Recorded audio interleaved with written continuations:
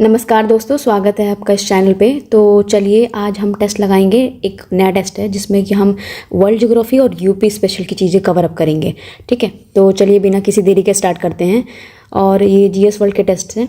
तो चलिए पहला क्वेश्चन क्या बोल रहा है, एक मिनट। पहला क्वेश्चन बोल रहा है कि जो जीरो शैडो के संदर्भ में निम्नलिखित कथनों पर विचार करिएगा।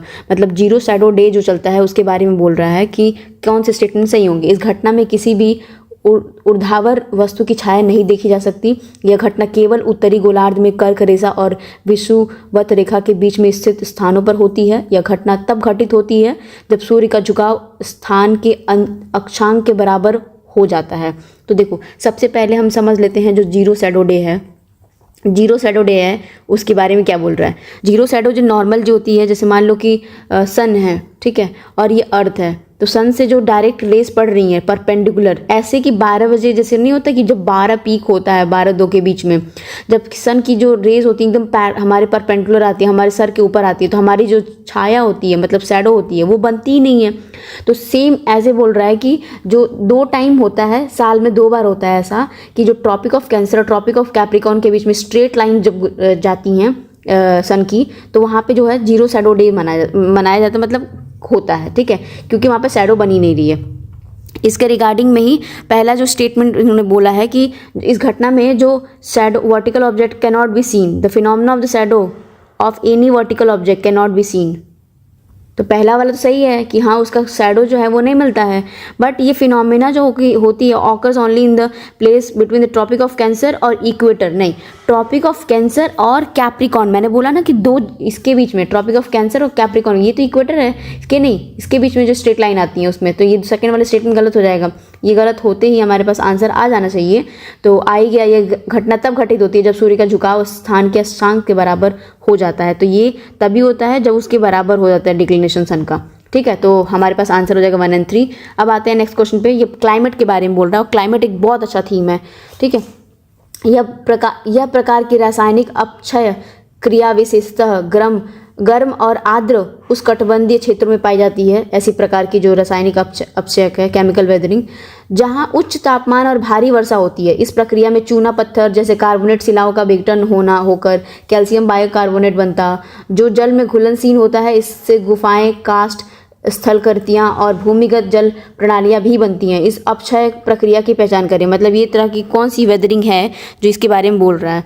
तो ये कार्बनीकरण होता है, कार्बोनेशन जो होता है उसके बारे में बात कर रहा है। क्योंकि यहाँ पे देखो कैल्शियम बाइकार्बोनेट, कार्बोनेट, ये टर्म्स आते ही हमें पता चल जाना चाहिए कि भाई कार्बोनेशन की बात कर रहा है।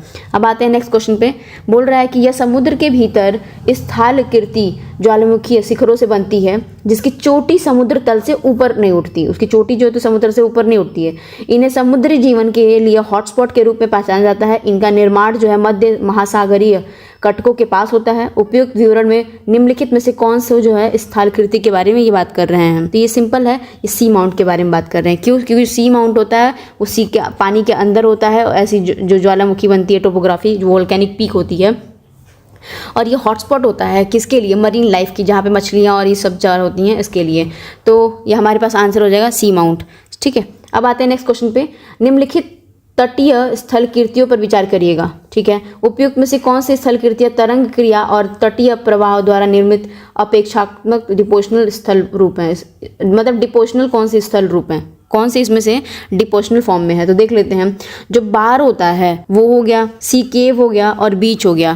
तो इसमें से बार जो होता है वो डिपोजिशन होता है। क्या होता है? किसका डिपोजिशन? याद कर लीजिएगा, deposition of the sediments. Sediments होती हैं, कहाँ से सेडिमेंट्स आ रही हैं? इन द सी में जो सेडिमेंट्स होती हैं वहाँ से कोस्टल ड्रिफ्ट के वेव की तरह वो बार बनता है, तो वो डिपोजिशन हो गया।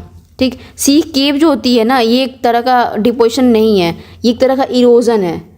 तो ये कह सकते हैं ये इरोजन है, ये निकालता है। ठीक है, इरोजन है जब सी वेव्स और वो करती हैं। पर जो बीच होती है वो कोस्टल लैंड डिपोजिशनल लैंड है, सैंड का। बीच में नहीं होता, सैंड की डिपोजिशन हो जाती है जो गोवा और तरह के जो बीच होती हैं। तो हमारे पास आंसर हो जाएगा 1 और 3, क्योंकि सेकंड गलत है।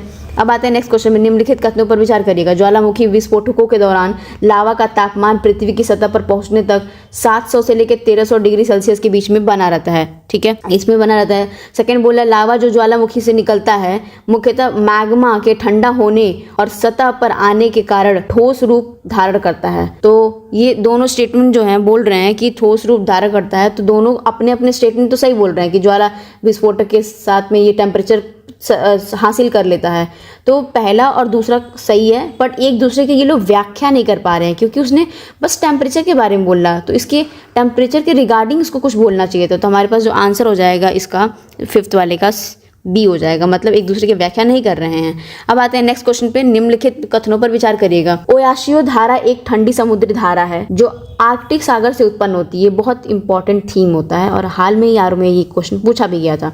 ब्राजील धारा एक गर्म समुद्री धारा है जो दक्षिण अमेरिका में पूर्वी तट के साथ बहती है। हम्बोल्ट जो धारा है दक्षिण अटलांटिका महासागर से गर्म जल लेकर प्रशांत महासागर में स्थानांतरित करती है, ठीक है। तो हमारे पास जो 6 वाले की बात कर रहे हैं, स्थानांतरित करती है, तो ये 1 और 2 सही है। इस कथन जो है 1 और 2 होती है, क्योंकि ओआशियो जो होता है ये अर्थ का लार्जेस्ट कोल्ड करंट है। ये है largest cold current, cold current है लार्जेस्ट। तो कहते हैं ना कि ओए ऐश कर रहे हो तुम, तो ऐश कर रहे हो इसका मतलब बहुत अच्छा कोल्ड, पूरा बढ़िया मस्त जीवन जी रहे हो, अपनी ज़िंदगी जी रहे हो, तो ओ ऐश कर रहे हो तो कोल्ड टाइप के, ठीक है। और कहाँ ऐश कर रहे हैं, ये आर्कटिक ओशन में उत्पन्न होती है, तो आर्कटिक ओशन में ये ऐश कर रहे हैं, तो पहला वाला सही है। ब्राजीलियन करंट जो होती है एक तरह की वार्म करंट होती है, ये बात सही है, ब्राजीलियन वार्म करंट होती है और उसमें फ्लो करती है अटलांटिक में। तो ये हो गया हमारे पास, जो अटलांटिक में फ्लो करती है वही दक्षिण पूर्व के तट में साथ बहती है। हम्बोल्ट जो होती है ना, हम्बोल्ट करंट जो होती है वो एक उसको पेरू करंट भी कहते हैं, इसका नाम भी आप याद कर लीजिएगा, पेरू करंट भी कहते हैं इसको, दूसरा नाम है पेरू करंट। और ये कोल्ड ओशन करंट है, इसने बोल दिया गर्म जल धारा है, ये यहीं पे ट्रैप हो गया था। और ये जो रीजन है वो साउथ अमेरिका के पास में नॉर्थवर्ड में फ्लो करती है। तो ये वार्म वाटर तो नहीं है, बस याद रखना वार्म तो नहीं है। तो एक ट्रिक है, मतलब ट्रिक क्या है, नॉर्मली चीज़ों को समझने के लिए बता रहे हैं। Cold and bright, cold and bright, cold and bright याद कर लीजिएगा। कोल्ड में जो होता है कैरेबियन जो हो गया, ओयाशियो हो गया, लाब्राडोर हो गया, फाकलैंड हो गया, और ब्राजीलियन हो गई, नहीं ब्राजीलियन हो, हाँ ब्राजीलियन हो गई, और भी था हम्बोल्ट हो गया,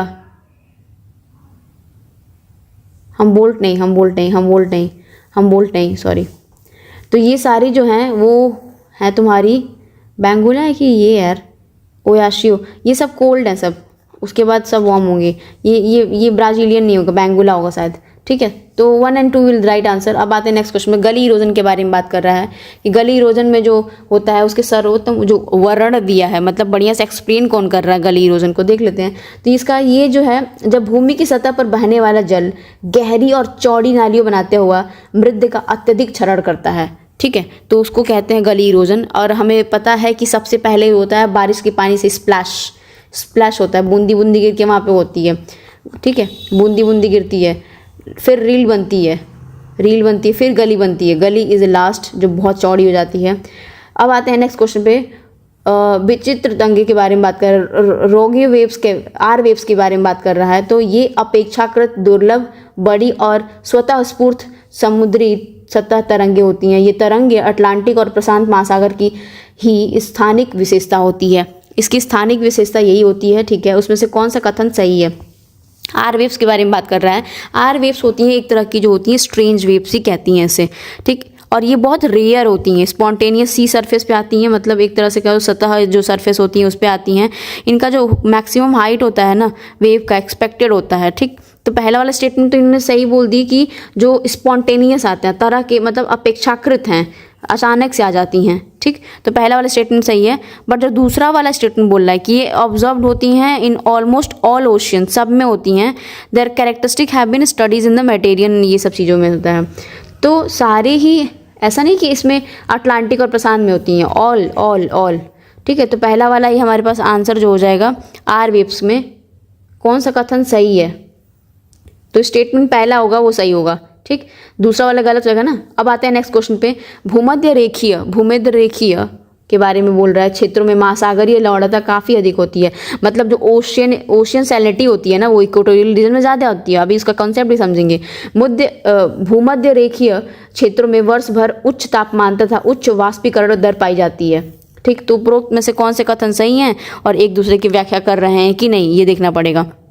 देखो सिंपल सी बात है, इक्वेटोरियल रीजन जो होते हैं ना, वहाँ पे सबसे ज़्यादा बारिश होती है, तो ट्रॉपिकल एवरग्रीन फॉरेस्ट वहाँ मिलते हैं। ठीक है, वहाँ पे टेम्परेचर भी हाई, ह्यूमिडिटी भी हाई, पूरे साल बारिश होती है, तो इतना इवापोरेशन हो जाता है कि वो पूरा ऊपर जाके हैवी रेनफॉल कर लेता है, डाइल्यूट कर देता है। तो यहाँ पे जो ये वर्ड बोल दिया इन्होंने कि काफ़ी अधिक होती है, ये स्टेटमेंट ही गलत है भाई, वो स्टेटमेंट ही गलत है। क्यों? अगर मान लो तुम्हारे पास नमक है, पानी है, नमक है और मतलब यहाँ पे नमक भर भर गया है, ठीक है, मान लोते हैं, फिर पानी डालते का वो डाइल्यूट हो जाता है ना, तो यही बोल रहा है कि लवणता कैसे बढ़ेगी जबकि वहाँ पे इतना बारिश हो रहा है। तो हमारे पास जो आंसर हो जाएगा 9th का, तो डी हो जाएगा, क्योंकि सेकंड वाला सही है, पहला वाला गलत है। अब आते हैं नेक्स्ट क्वेश्चन पे। एक तरह की समझो पजल सॉल्व करने वाली बात है। इस बायोम में वर्ष भर उच्च तापमान और भारी वर्षा होती है। ये जो बायोम बात कर रहा है कि वर्ष भर उच्च तापमान होता है, भारी वर्षा होती है, सूर्य का प्रकाश भूमि तक बहुत कम पहुंचता है, बहुत कम, क्योंकि घने जो वृक्षों की छतरी होती है, कैनोपी होती है, प्रकाश को अवरुद्ध कर देती है। अधिकांश जो पोषक होते हैं तत्व तो मिट्टी में न होकर जैव द्रव्यमान में ही संग्रहित होते हैं। मिट्टी की उर्वरता अत्यंत निम्न होती है, बहुत कम होती है, इतनी अनफर्टाइल होती है मिट्टी, परंतु पड़ पतन अत्यंत तीव्र गति से होता है और जैव विविधता अधिक होती है। यहाँ पे जैव विविधता अधिक होती है, मतलब जो हमारी जो डाइवर्सिटी है वो सबसे ज़्यादा होती है। और ये किसके बारे में ये चीज़ें बोल रहा है? तो हमें पता है ट्रॉपिकल एवरग्रीन फॉरेस्ट के उस उष्णकटिबंधीय सदाबहार वर्षावन के बारे में बोल रहा है, क्योंकि इसने कैनोपी भी बोल दी, तापमान भी बोल दिए, सब चार ही जो हिंट होती हैं। अब आते हैं नेक्स्ट क्वेश्चन पे। निम्नलिखित कथनों पर विचार करिएगा। कथन 1, केवल कुछ चक्रवातों में ही आँख विकसित होती है, शीतोष्ण चक्रवातों में आँख विकसित नहीं होती है। तो ये बोल रहा है कुछ में होती है, जो कुछ में नहीं होती है। नॉर्मली साइक्लोन के बारे में बात कर रहा है, ठीक है। तो ये दोनों स्टेटमेंट तो सही है कि कुछ में होगी, क्योंकि जो हमारे तरफ होती है ट्रॉपिकल और टेम्परेट साइक्लोन्स वो डिफरेंट होती हैं, और इसमें जो ठंडी वाली प्रदेश होती हैं, मतलब जो कोल्ड वाले होते हैं, टेम्परेट वाले, उनमें बिल्कुल आँख तो नहीं प्रदूषित, मतलब आँख नहीं प्रस्तुत होती है, दिखती ही नहीं आँख उस चक्रवाती में। हमारे यहाँ होता है ना कि this is the I of the cyclone, ऐसे से चलता ये आई होता है साइक्लोन का, ऐसे। तो वो चीज़ें हमारे यहाँ नहीं है, बट टेम्परेट वाले में है। तो 11 का जो हमारे पास आंसर हो जाएगा बी, क्योंकि दोनों एक दूसरे की व्याख्या तो नहीं कर पा रहे हैं, लेकिन स्टेटमेंट इन्होंने सही बोला है। कोहरे की उपस्थिति प्रातःकाल अधिक दिखाई देती है। क्यों दिखाई देती है? रीजन एक तरह का कॉमन सेंस का क्वेश्चन भी है, क्योंकि रात में आकाश साफ रहता है और हवाएं शांत रहती हैं, इसलिए जो उपस्थिति प्रातःकाल अधिक दिखाई देती है। भारत सरकार माइनिंग एवं मिनरल डेवलपमेंट रेगुलेशन एक्ट 1957 के संदर्भ में कथनों पर विचार करेगा। माइनिंग एवं मिनरल्स के बारे में बात कर रही है। यह अधिनियम भारत में पाए जाने वाले सभी खनिजों के खनन को प्रशासित करने वाला प्रथम कानून है, कि सभी चीज़ों को आप करोगे। तुम समझ रहे हो कि एक एक चीज़ को भी आप रेगुलेट करोगे। कितना वाहियात स्टेटमेंट बना दिया है, सभी खनिजों को। इसके तहत राज्य सरकारों को लघु खनिजों के लिए नियम बनाने का अधिकार है। ठीक है, तो राज्य सरकार अपने अपने हिसाब से बना सकती हैं। तो स्टेटमेंट जो बी है वो सही हो जाएगा, पहला वाला फॉल्स हो जाएगा, क्योंकि गवर्नमेंट ऑफ इंडिया हाल ही में इन्होंने ये सब चीज़ें चेंज की हैं सेक्शंस में। अब आते हैं नेक्स्ट क्वेश्चन पे। मैग्नेटिक डिक्लिनेशन बोल रहा है कि चुंबकीय दिक्पात, चुंबकीय ध्रुवी तारा और भौगोलिक उत्तर के बीच का कोण है। चुंबकीय नति मैग्नेटिक डिप जो है पृथ्वी के चुंबकीय क्षेत्र रेखाओं द्वारा क्षैतिज के साथ बनाया गया कोण है। तो एक तरह का मैग्नेटिक डिक्लिनेशन है, एक तरह का मैग्नेटिक डिप है, दो अलग अलग बातें हैं। तो दोनों स्टेटमेंट बिल्कुल सही हैं। और जो मैग्नेटिक, देखो सिंपल सी बात है, जो मैग्नेटिक डिक्लिनेशन है, डिक्लाइन कर रहा है, तो ये एक एंगल होता है ना कि magnetic north pole and geographic north में नॉर्मली इन दोनों के बीच का जो एंगल आता है यही आता है, ठीक। उसके बाद इसने मैग्नेटिक डिप भी बोला है, angle made by the earth magnetic field lines with the horizontal. तो ये हमारे पास आंसर हो जाएगा। अब आते हैं नेक्स्ट क्वेश्चन में। हाल ही में खबरों में थमीराबरानी नदी, वाह क्या नाम है, थमीराबरानी नदी जो है निम्नलिखित कथनों पर विचार करिएगा। यह तमिलनाडु की एकमात्र 12मासी नदी है, यह राज्य की सबसे छोटी नदी है, यह केवल तमिलनाडु में ही प्रवाहित होती है। तो ये स्टेटमेंट हमें एक पर्टिकुलर कॉन्सेप्ट के बारे में बता रहा है। तो ये जो स्टेटमेंट तीनों ही सही हैं, क्योंकि जो तंबीराबरानी रिवर है वो सिर्फ और सिर्फ जो है ओनली पेरेनियल रिवर है, मतलब कंटिन्यूअस फ्लो ऑफ वाटर है तमिलनाडु में, और ये शॉर्ट में ही है, मतलब छोटी नदी है। निम्नलिखित कथनों पर विचार करिएगा। बोल रहा है, कथन देख लेते हैं। नॉक्टिलुकेंट, जो नॉक्टिलूसेंट क्लाउड्स होते हैं, बादल क्षोभ मंडल में बनने वाली, मतलब they are the highest cloud in the atmosphere, बिल्कुल noctilucent. Polar stratospheric clouds are related to ozone holes, जो पोलर स्ट्रेटोस्फेरिक होती हैं वहाँ पे related to the ozone holes होती हैं, 16 में बोल रहा है। तो हमारे पास जो सिर्फ और सिर्फ कथन जो है देख लेते हैं। सबसे पहले देखो सेकंड वाला ना स्टेटमेंट सही है, क्योंकि जो पोलर स्ट्रेटोस्फेरिक क्लाउड्स होती हैं ना वो ओजोन होल से ही रिलेटेड होती हैं, ऑब्वियस सी बात है, सेकंड वाला ही सही होगा। लेकिन पहला वाला जो बोला इन्होंने बादल के बारे में कि नॉक्टिलूसेंट जो बादल होते हैं वो कहाँ पे लाई करते हैं, तो ये वाला स्टेटमेंट गलत है, क्योंकि they are the night shining clouds होते हैं, इसीलिए नॉक्टिलूसेंट क्लाउड्स होते हैं वो मेसोस्फीयर में फॉर्म होते हैं, ठीक है, क्षोभ मंडल में नहीं। ये सबसे मेन पॉइंट था। They form in what, in the mesosphere में, और ये बहुत बड़ी बात हो जाती है, ठीक है। तो वो हो गया हमारे पास 16 का जो हो जाएगा आंसर, दैट इज बी, सिर्फ बी। विभिन्न द्वीपों के संदर्भ में निम्नलिखित में से कौन सा कथन जो है सही है, मतलब बहुत सारे जो स्टेटमेंट्स जो आइलैंड के बारे में, उस सब में से कौन सा सही है। तो ये एक सोकोत्रा एक द्वीप है जो यमन का हिस्सा है, ठीक है, यही सही है। सोकोत्रा जो है यमन का ही हिस्सा है। हवाओं का मौसमी जो क्रोनोलॉजिकल ऑर्डर है, मतलब विंड का कैरेक्टरिस्टिक बताना पड़ेगा, जो हमारे मौसमी हवाएं होती हैं उसके बारे में बता रहे हैं। तो ये चीज़ मानसून की जो जलवायु होती है वो मानसून क्लाइमेट ही बता सकता है। निम्नलिखित में से कथनों पर विचार करेगा। अम्लीय लावा में सिलिका और मात्रा कम होती है, तो जो है नाम है बेसिक, तो बेस जो है फेरिक ग्रैंडमा, तो बेसिक सिलिका जो है उतना ही कम है, ठीक है। देखते हैं क्षारीय लावा में जो लोहे और मैग्नीशियम की अधिकता होती है, जो क्षारीय लावा होती है उसमें अधिकता होती है, तो हमारे पास आंसर सेकंड वाला ही सही है, क्षारीय लावा में, क्योंकि जो एसिडिक लावा होती है वो इसमें सिलिका जो है कंटेंट ज़्यादा होता है। एसिडिक होना मतलब एसिडिक मीन्स सिलिका भी ले आना, सिलिका कितना कॉमन है पर ठीक है, सिलिका जो होता है ये चीज़ें करता है एक्लाइन वाला में। 20 का देख लेते हैं, क्या बोल रहा है कि जो समिश्र टेम्परेट जो ग्रासलैंड्स होंगे ना मैदान में संदर्भ में निम्नलिखित कथनों पर विचार करेगा। तो ये वाले जो हैं तुम्हारे ग्रासलैंड टेम्परेट वाले, तो बोला डाउन्स जो है दक्षिण अफ्रीका में है, पुस्ताज हंगरी में है, वेल्स जो है न्यूजीलैंड में है। तो देखो सबसे सिंपल है, वेल्स तो हमने इतनी बार पढ़ देखा है, यहाँ पे एक वीडियो उसकी पड़ी हुई थी, ठीक है। वेल्स और इसके बारे में डाउन्स पता है, पुस्ताज अभी हाल में हंगरी और ये सब चीज़ों में बोल रहा है, तो ये सेकेंड वाला गलत होएगा। तो 1 और 3 will be the right answer. जो पुस्ताज है वो एक मिनट ये डाउन्स वाली बात गलत होगी ना, डाउन्स वो अलग होता है ना, क्या कहते हैं उसे याद नहीं आ रहा। डाउन्स जो है तो हमारे ऑस्ट्रेलिया में है, ऑस्ट्रेलिया, ठीक है। तो ऑस्ट्रेलिया में डाउन्स हैं सिंपल से, और पुस्ताज जो लोकेटेड इन हंगरी, वेल्स जो है न्यूजीलैंड में है, they are in the Cadbury, जो वेल्स है साउथ अफ्रीका में है, एक मिनट साउथ अफ्रीका में, हाँ यही मैं बोल रही थी कि जो ऐसे वाला शेप है ना, तो यहाँ पे जो है अफ्रीका के लोग ज़्यादा उसमें बिलीव करते हैं वेल्स वाले कम्युनिटी में। तो जो 1 और 2 है, कथन बोल रहा है कौन सा असत्य है, तो कथन और कौन सा असत्य है, गलत है। 1 और 3 जो है हमारे पास गलत है, क्योंकि सेकेंड वाला बस सही है। अब आते हैं नेक्स्ट क्वेश्चन में। वायु राशि की उत्पत्ति की जो दशाओं के संदर्भ में निम्नलिखित कथनों पर विचार करेगा। वायु राशि के बारे में बोल रहा है, तो reference of the origin of the air, ठीक। तो हमारे पास बहुत सारे स्टेटमेंट दे ही रखे हैं, ठीक है। एक समान विस्तृत क्षेत्र में होना चाहिए, वायु का अपसरण होना चाहिए न कि अभिसरण होना चाहिए, वायुमंडलीय दशाओं में लंबे समय तक स्थिरता होनी चाहिए। तो ये सब ज़्यादा ही हो गया, और इतनी सारी स्टेटमेंट जो पूछी गई एक्सपेक्टेशंस विल द हाई, ठीक है। तो डी हमारे पास सही हो जाएगा। अब आते हैं नेक्स्ट क्वेश्चन पे। निम्नलिखित कथनों पर विचार करेगा।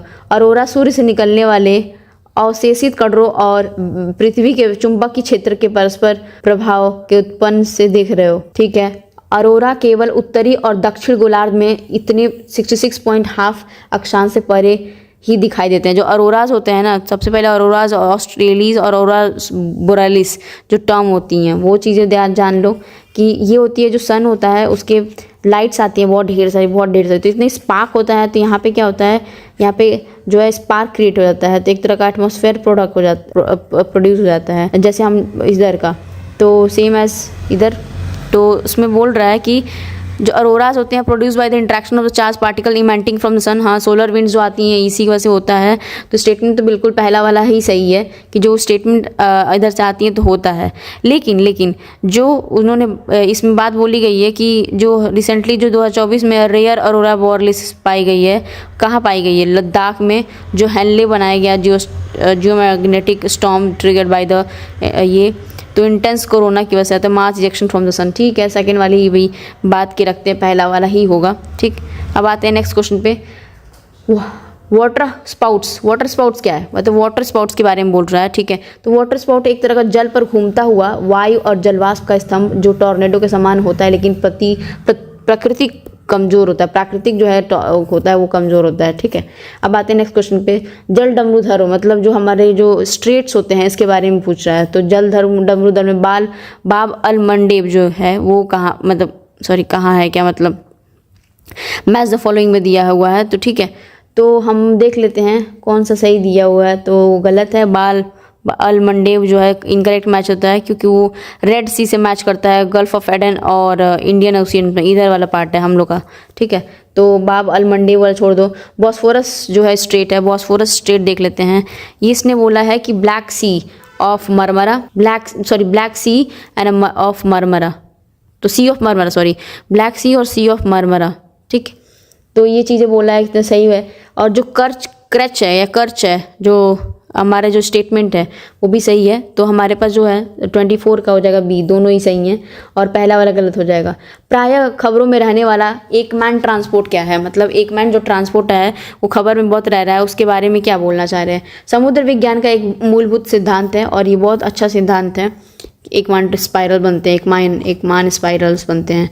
अब आते हैं नेक्स्ट क्वेश्चन पे। निम्नलिखित शहरों पर उत्तर से दक्षिण की ओर क्रमबद्ध कीजिए, मतलब लाइन से लगाना है शहरों को, ठीक है। तो सबसे पहले जो हमारे पास आता है वो है खार्तून इज अ सेकंड, खार्तून यहाँ पे भी है, यहाँ पे भी है, तो खार्तून आता है। उसके पहले जो आता था, सिंपल सी बात है कि आने का जो है खार्तूम हो गया, और मोगादिशु आ जाएगा, मोगादिशु।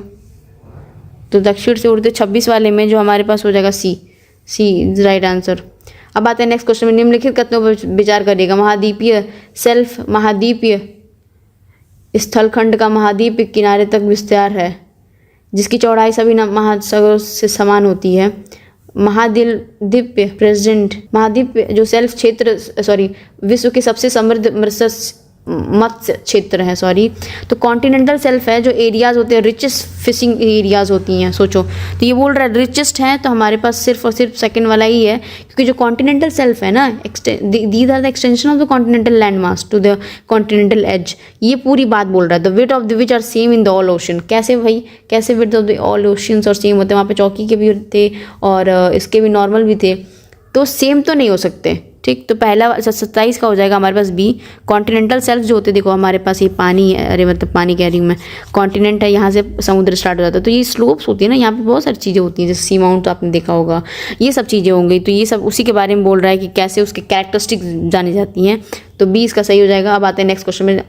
हमारा जो है निम्नलिखित कथनों पर विचार करिएगा, ठीक है। कथन 1 बोल रहा है कि अधिकांश सुनामी समुद्र के नीचे आए 7 या उससे अधिक तीव्रता के भूकंपों के कारण उत्पन्न होते हैं। दूसरा बोल रहा है 7 से अधिक, जो कथन दूसरा है, जो 7 से अधिक तीव्रता के वाले भूकंप जो होते हैं महासागर के नीचे या उसके बहुत पास होते हैं, वे समुद्र तल को विस्थापित करने की सबसे अधिक संभावनाएं रखते हैं, ठीक है। तो दोनों स्टेटमेंट जो बोल रहा है कि जो हमारे जो सुनामी, जो भी अधिकांश सुनामी होते हैं, जैसे मान लो सपोज करो कि हमारा ये ओशियन है, ठीक है, उसके नीचे जो कॉन्टिनेंटल जो चीज़ें हैं, ओशन कॉन्टिनेंटल वाले, वो क्या कॉन्टिनेंट्स हैं, उसमें क्या होता है कि कुछ भी थोड़ा सा डिस्टर्बेंस होगा प्लेट्स का, उसमें क्या उस चीज़ों से जो पानी है वो फान करेगा ना। तो वो जो उसने बोला कि अधिकांश जो सुनामी होते हैं, जब अर्थक्वेक ज़्यादा होता है, 7 से ज़्यादा होता है, तो वो आती है, जनरेट कर देती सुनामी, ये बात तो बिल्कुल सही है। फिर दूसरी बात भी बोल रहा है कि उससे 7 से अधिक तीव्रता वाले भूकंप जो होते हैं महासागर के नीचे बहुत पास में होते हैं।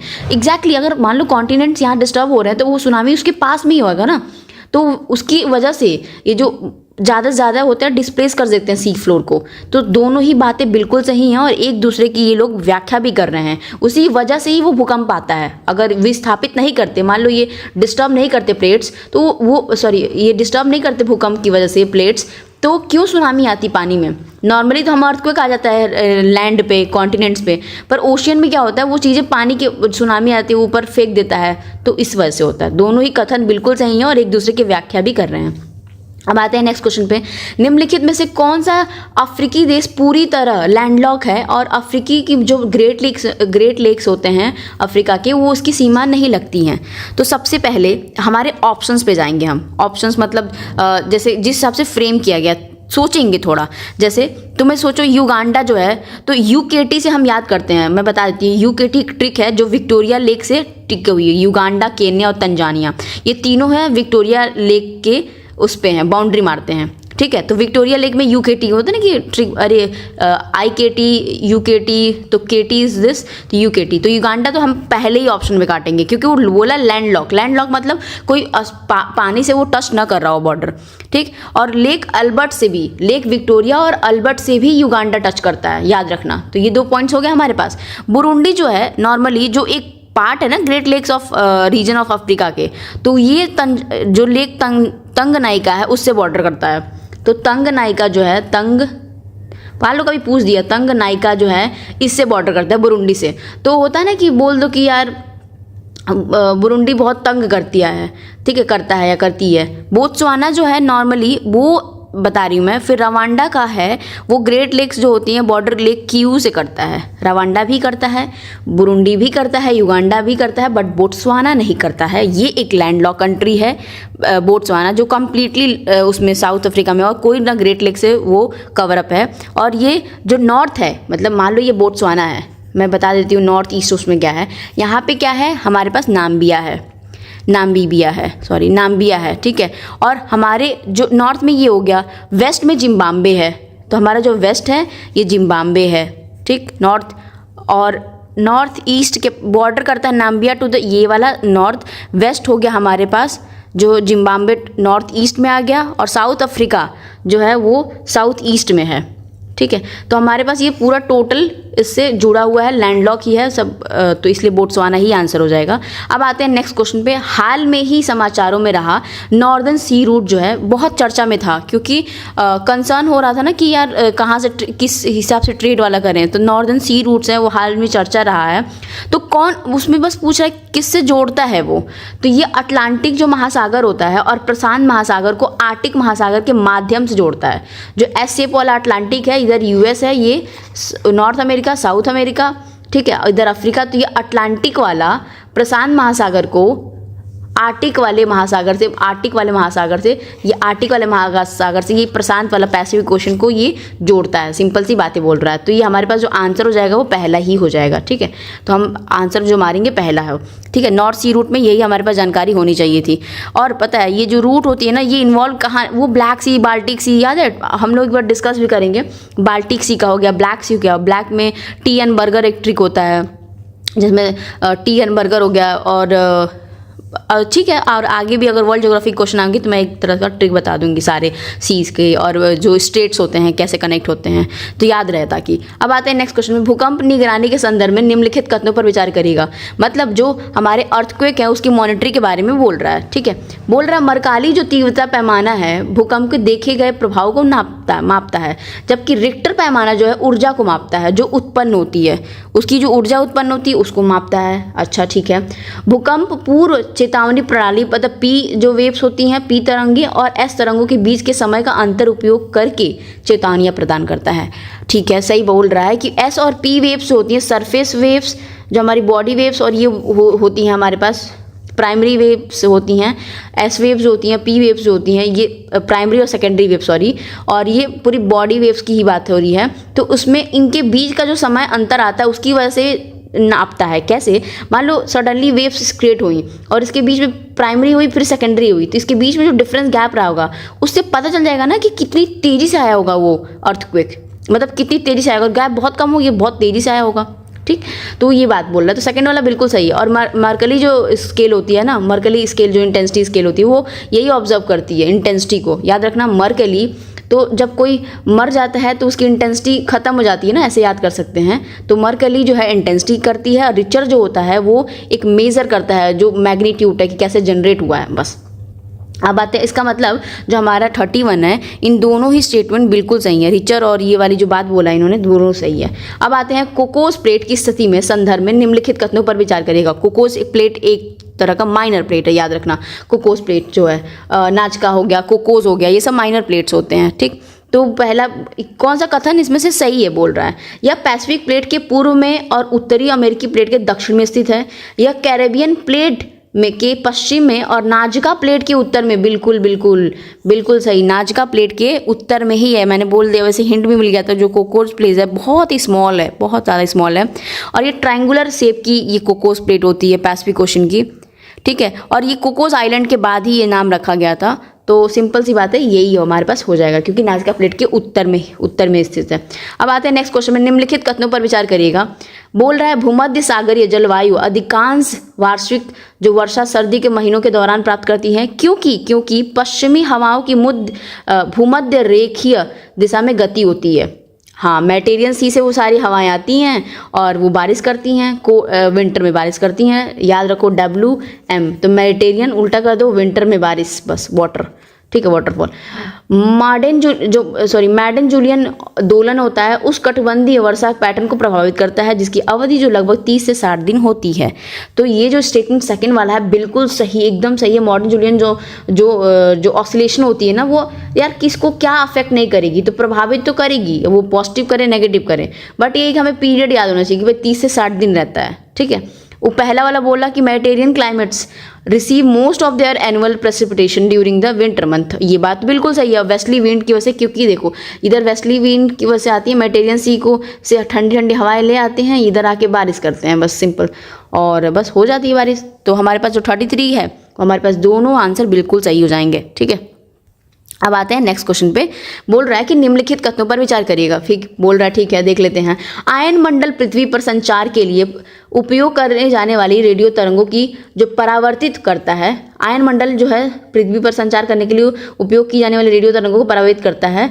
आयन मंडल पृथ्वी पर रात के समय पतला हो जाता है, मतलब जो आयनोस्फीयर है वो रात के टाइम बहुत ज़्यादा पतला हो जाता है। तो इसकी सबसे पहले हम समझ लेते हैं जो हमारे पास जो एटमॉस्फेयर के लेयर्स होते हैं, तो हम याद कर लेते हैं trust me in the exam, trust me in the exam.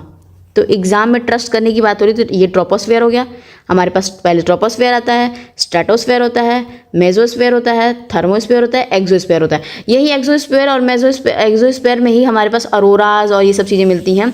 और मेसोस्फेयर जो होती है, या कह लो थर्मो या आइनो, तो यहाँ पर हमारे पास रेडियो वेव्स और ये सैटेलाइट्स के बारे में बात करते हैं, ठीक है। तो ये चीज़ें हो गया हमारे पास आइनोस्फेयर। और आइनोस्फेयर का जो एक्सटेंशन होता है लगभग 80 किलोमीटर 600 किलोमीटर के अप्रॉक्स होता है। और जहाँ पे हम आइनोस्फेयर हैं उसमें सबसे एक्सट्रीम जो अल्ट्रावायलेट और सोलर रेडिएशंस होते हैं, आयोनाइज होते हैं। तो आयोनोस्फीयर का नाम ही है आयंस की वजह से, मतलब आयोनाइजेशन, मतलब चार्ज हो जाना किसी पर्टिकुलर चीज़ों को। इसीलिए ये कम्युनिकेशन के लिए जो हमारी आयन मंडल होती है, मैंने बोला ना कम्युनिकेशन सैटेलाइट के लिए बहुत इंपॉर्टेंट होती है, बहुत इंपॉर्टेंट मेजर रोल प्ले करती है। तो पहला वाला स्टेटमेंट जो उसने बोला कि बिल्कुल सही है, रेडियो तरंगों के लिए इस्तेमाल की जाती है, पहला वाला। दूसरा वाले में जब नाइट फॉल होता है, मतलब रात होती है, उसमें वो जो लेयर होती है एटमॉस्फेयर की वो थिन हो जाती है। क्यों? क्योंकि वो रिलैक्स हो जाती है, रिकम्बाइन हो जाती है न्यूट्रल पार्टिकल्स में, फिर से नॉर्मल हो जाती है, क्योंकि सनरेज तो रहे नहीं, फिर चार्ज कैसे करेंगे, तो रात में ये हो जाता है। तो हमारे पास दोनों ऑप्शन बिल्कुल सही है, मतलब दोनों ही स्टेटमेंट बिल्कुल सही है। तो चलिए नेक्स्ट क्वेश्चन देख लेते हैं। बोल क्या रहा है कि कथन एक बोल रहा है कि उष्ण कटिबंधीय चक्रवात भूमध्य रेखा के पास नहीं बनते हैं, ठीक है। जो ट्रॉपिकल साइक्लोन्स होते हैं वो इक्वेटर के पास नहीं बनते हैं। कोरियोलिस जो बल होता है, फोर्स होता है, वो भूमध्य रेखा पर शून्य होता है। तो ये जो स्टेटमेंट इसने बोला सेकंड वाला वो भी सही है, क्योंकि जो अभी रीज़न हम लोग डिस्कस कर लेते हैं, उष्णकटिबंधीय जो होती हैं ट्रॉपिकल साइक्लोन वो इक्वेटर पे नहीं बनते हैं। और यही इसका रीज़न है क्यों नहीं बनते हैं, क्योंकि जो फोर्स होता है कोरियोलिस फोर्स वो वहाँ पे जीरो होता है। जैसे ये अर्थ है, इक्वेटर पे यहाँ पे जीरो हो गया। तो ट्रेड विंड्स हमें पता है ऐसे आती भी हैं, ऐसे आती भी हैं। तो यहाँ पे ये अर्थक्वेक मतलब जो हमारा ट्रॉपिकल साइक्लोन्स हैं वहाँ पे नहीं बनते हैं, क्योंकि यहाँ पे जीरो होता है। बट यहाँ पे NRI का लगता है, नॉर्थ हेमिस्फीयर में राइट डायरेक्शन में वो हमारी वो कर देती है, कोरियोलिस फोर्स लगती है। यहाँ साउथ में जो राइट डायरेक्शन है ये हमारा लेफ्ट हो जाएगा, ठीक है। तो राइट हो जाएगा, NRI से याद किया गया है, ठीक है। ऐसे कभी कभी क्वेश्चंस पूछ लेते हैं कि ऊपर वाले में कैसे होगा। तो जो डिफ्लेक्शन होता है ना विंड का वो ज़्यादा होगा, जब वेलोसिटी ज़्यादा होगी, जब हवाएं तेज़ बढ़ती हैं, जैसे होता है ना हवाएं तेज़ बढ़ती है तो डिफ्लेक्शन विंड का बहुत तेज़ी से होता है, ठीक। तो वही बोल रहा है, इसीलिए यहाँ पे ज़ीरो है, तो इसीलिए यहाँ पे जो ज़ीरो होने की वजह से हमारे पास ट्रॉपिकल साइक्लोन्स नहीं बनते हैं, ठीक। अब आते हैं, मतलब पहला वाला सही हो जाएगा। अब आता है नेक्स्ट क्वेश्चन पे, निम्नलिखित पर विचार करिएगा। विचार मतलब पहला बोल रहा है गिजराइट, अच्छा पिगमाइट, हेलाइट, लाइमस्टोन, ये सब उपयुक्त में से अवसादी सेल के उदाहरण कौन कौन से हैं? तो अवसादी सेल मतलब सेडिमेंट्री रॉक्स के बारे में बात कर रहा है, तो इसमें पहला तो गिजराइट है ही, ठीक, और हेलाइट भी है। जो रॉक्स होते हैं हमारे पास, गिजराइट होता है, हेलाइट होता है, कॉन्ग्लोमेराइट होता है, कॉन्ग्लोमेराइट होता है, वो भी याद हो जाएगा। फिर एक और भी होता है, नहीं मिग्नेमाइट वाला नहीं, ये हो गया 1 3 और 1 3 4। हमारे पास जो लाइमस्टोन होता है वो एग्जैक्टली होता है, डोलोमाइट होता है, लाइमस्टोन होता है, ये सब फेमस एग्जांपल्स हैं, डोलोमाइट, लाइमस्टोन, ये सब चीज़ें, ठीक है। तो हमारे पास आंसर हो जाएगा 1 3 4। पैगमाइट जो नहीं होता है, पैगमाइट नहीं होता है, इसलिए वो सेकंड वाला काटा गया है, तो 1 3 and 4 is the right answer. एक और लाइमस्टोन के साथ साथ एक और ये भी ऐड कर लीजिएगा, ठीक है। अब आते हैं नेक्स्ट क्वेश्चन पे, निम्नलिखित कथनों पर विचार करिएगा। कौन से कथन हैं? पृथ्वी की जो ऊपरी परत को पर्पटी कहते हैं तथा यह सबसे पतली परत होती है, ठीक है। पहले ऊपर वाले को ही क्रस्ट कहते हैं और ये सबसे पतली होती है। महासागरीय पर्पटी को मोटाई महाद्वीपीय पर्पटी से अधिक होती है, मतलब बोल रहा है थिकनेस जो ओशियन क्रस्ट की होती है वो कॉन्टिनेंटल से ज़्यादा होती है। सोचो, ठीक। उसके बाद बोला है continental crust is mainly compose of the minerals like silica and alumina. जो कॉन्टिनेंटल क्रस्ट होता है वो लगभग मतलब मेनली होता है वो सिलिका से होता है, एल्यूमिना से होता है। तो 37 का जो हो जाएगा हमारे पास सी राइट आंसर है। सेकंड वाला इसीलिए बोला ना, उल्टा कर दिया इसने, वाइस वर्सा है। इमेजिन करो कि जो हमारे कॉन्टिनेंटल ओशियनिक क्रस्ट होते हैं वो मोटी होती तो क्या होती? मोटी नहीं होती, पतली होती है। महाद्वीपीय जो पर्पटियाँ होती हैं वो ज़्यादा मोटी होती हैं। तो 37 का जो हमारे पास ऑप्शन हो जाएगा वो पहला वाला तो ट्रू है ही, सेकंड वाला फॉल्स है, थर्ड वाला भी सही है। अब आते हैं नेक्स्ट क्वेश्चन पे। तो ये वर्ड जो हमने थर्ड वाले पे लिया ना, सियाल और सीमा वर्ड नाम सुना होगा आप लोगों ने। जो मिनरल्स का सियाल का होता है, sial is found in the continental, ठीक है, कॉन्टिनेंट्स में पाए जाते हैं सियाल, और ओशियन क्रट्स में पाए जाते हैं सीमा, ओशियन में होता है सीमा। तो चलिए नेक्स्ट क्वेश्चन देख लेते हैं। ज्वालामुखी कुंड जो होता है कैल्डेरा होता है, कैल्डेरा के संबंध में निम्नलिखित कथनों पर विचार करिएगा। 38 के बारे में बात कर रहा है, ठीक है। 38 सी मतलब सी कह रही हूँ मैं, पृथ्वी की देखिए, ये पृथ्वी पर पाए जाने वाले सबसे विस्फोटक ज्वालामुखी कैल्डेराज होते हैं, सबसे ज़्यादा विस्फोटक होते हैं, एक्सप्लोजिव होते हैं बिल्कुल। ज्वालामुखियों में विस्फोटक के दौरान विध्वंस गर्त का निर्माण करते हैं। तो ये एक ट्रफ फॉर्म करता है एक तरह का, ये जब इरप्शन होता है ना वोल्केनो का, वो ट्रफ फॉर्म करता है कैल्डेरास। देखो ये ना इस तरह का माउथ ओपनिंग टाइप की कैल्डेरास होती है, ब्लास्ट करती हैं, तो ये शायद ऐसे बहुत तेज़ी एक्सप्लोजन बहुत ज़्यादा होता है, क्योंकि इनकी जो विस्कोसिटी होती है अच्छी खासी थोड़ी कम होती है, मतलब उतने नहीं होते, तभी भी इसका अंदर से जो प्रेशर जो क्रिएट हुआ होता है ना वो ज़्यादा होता है।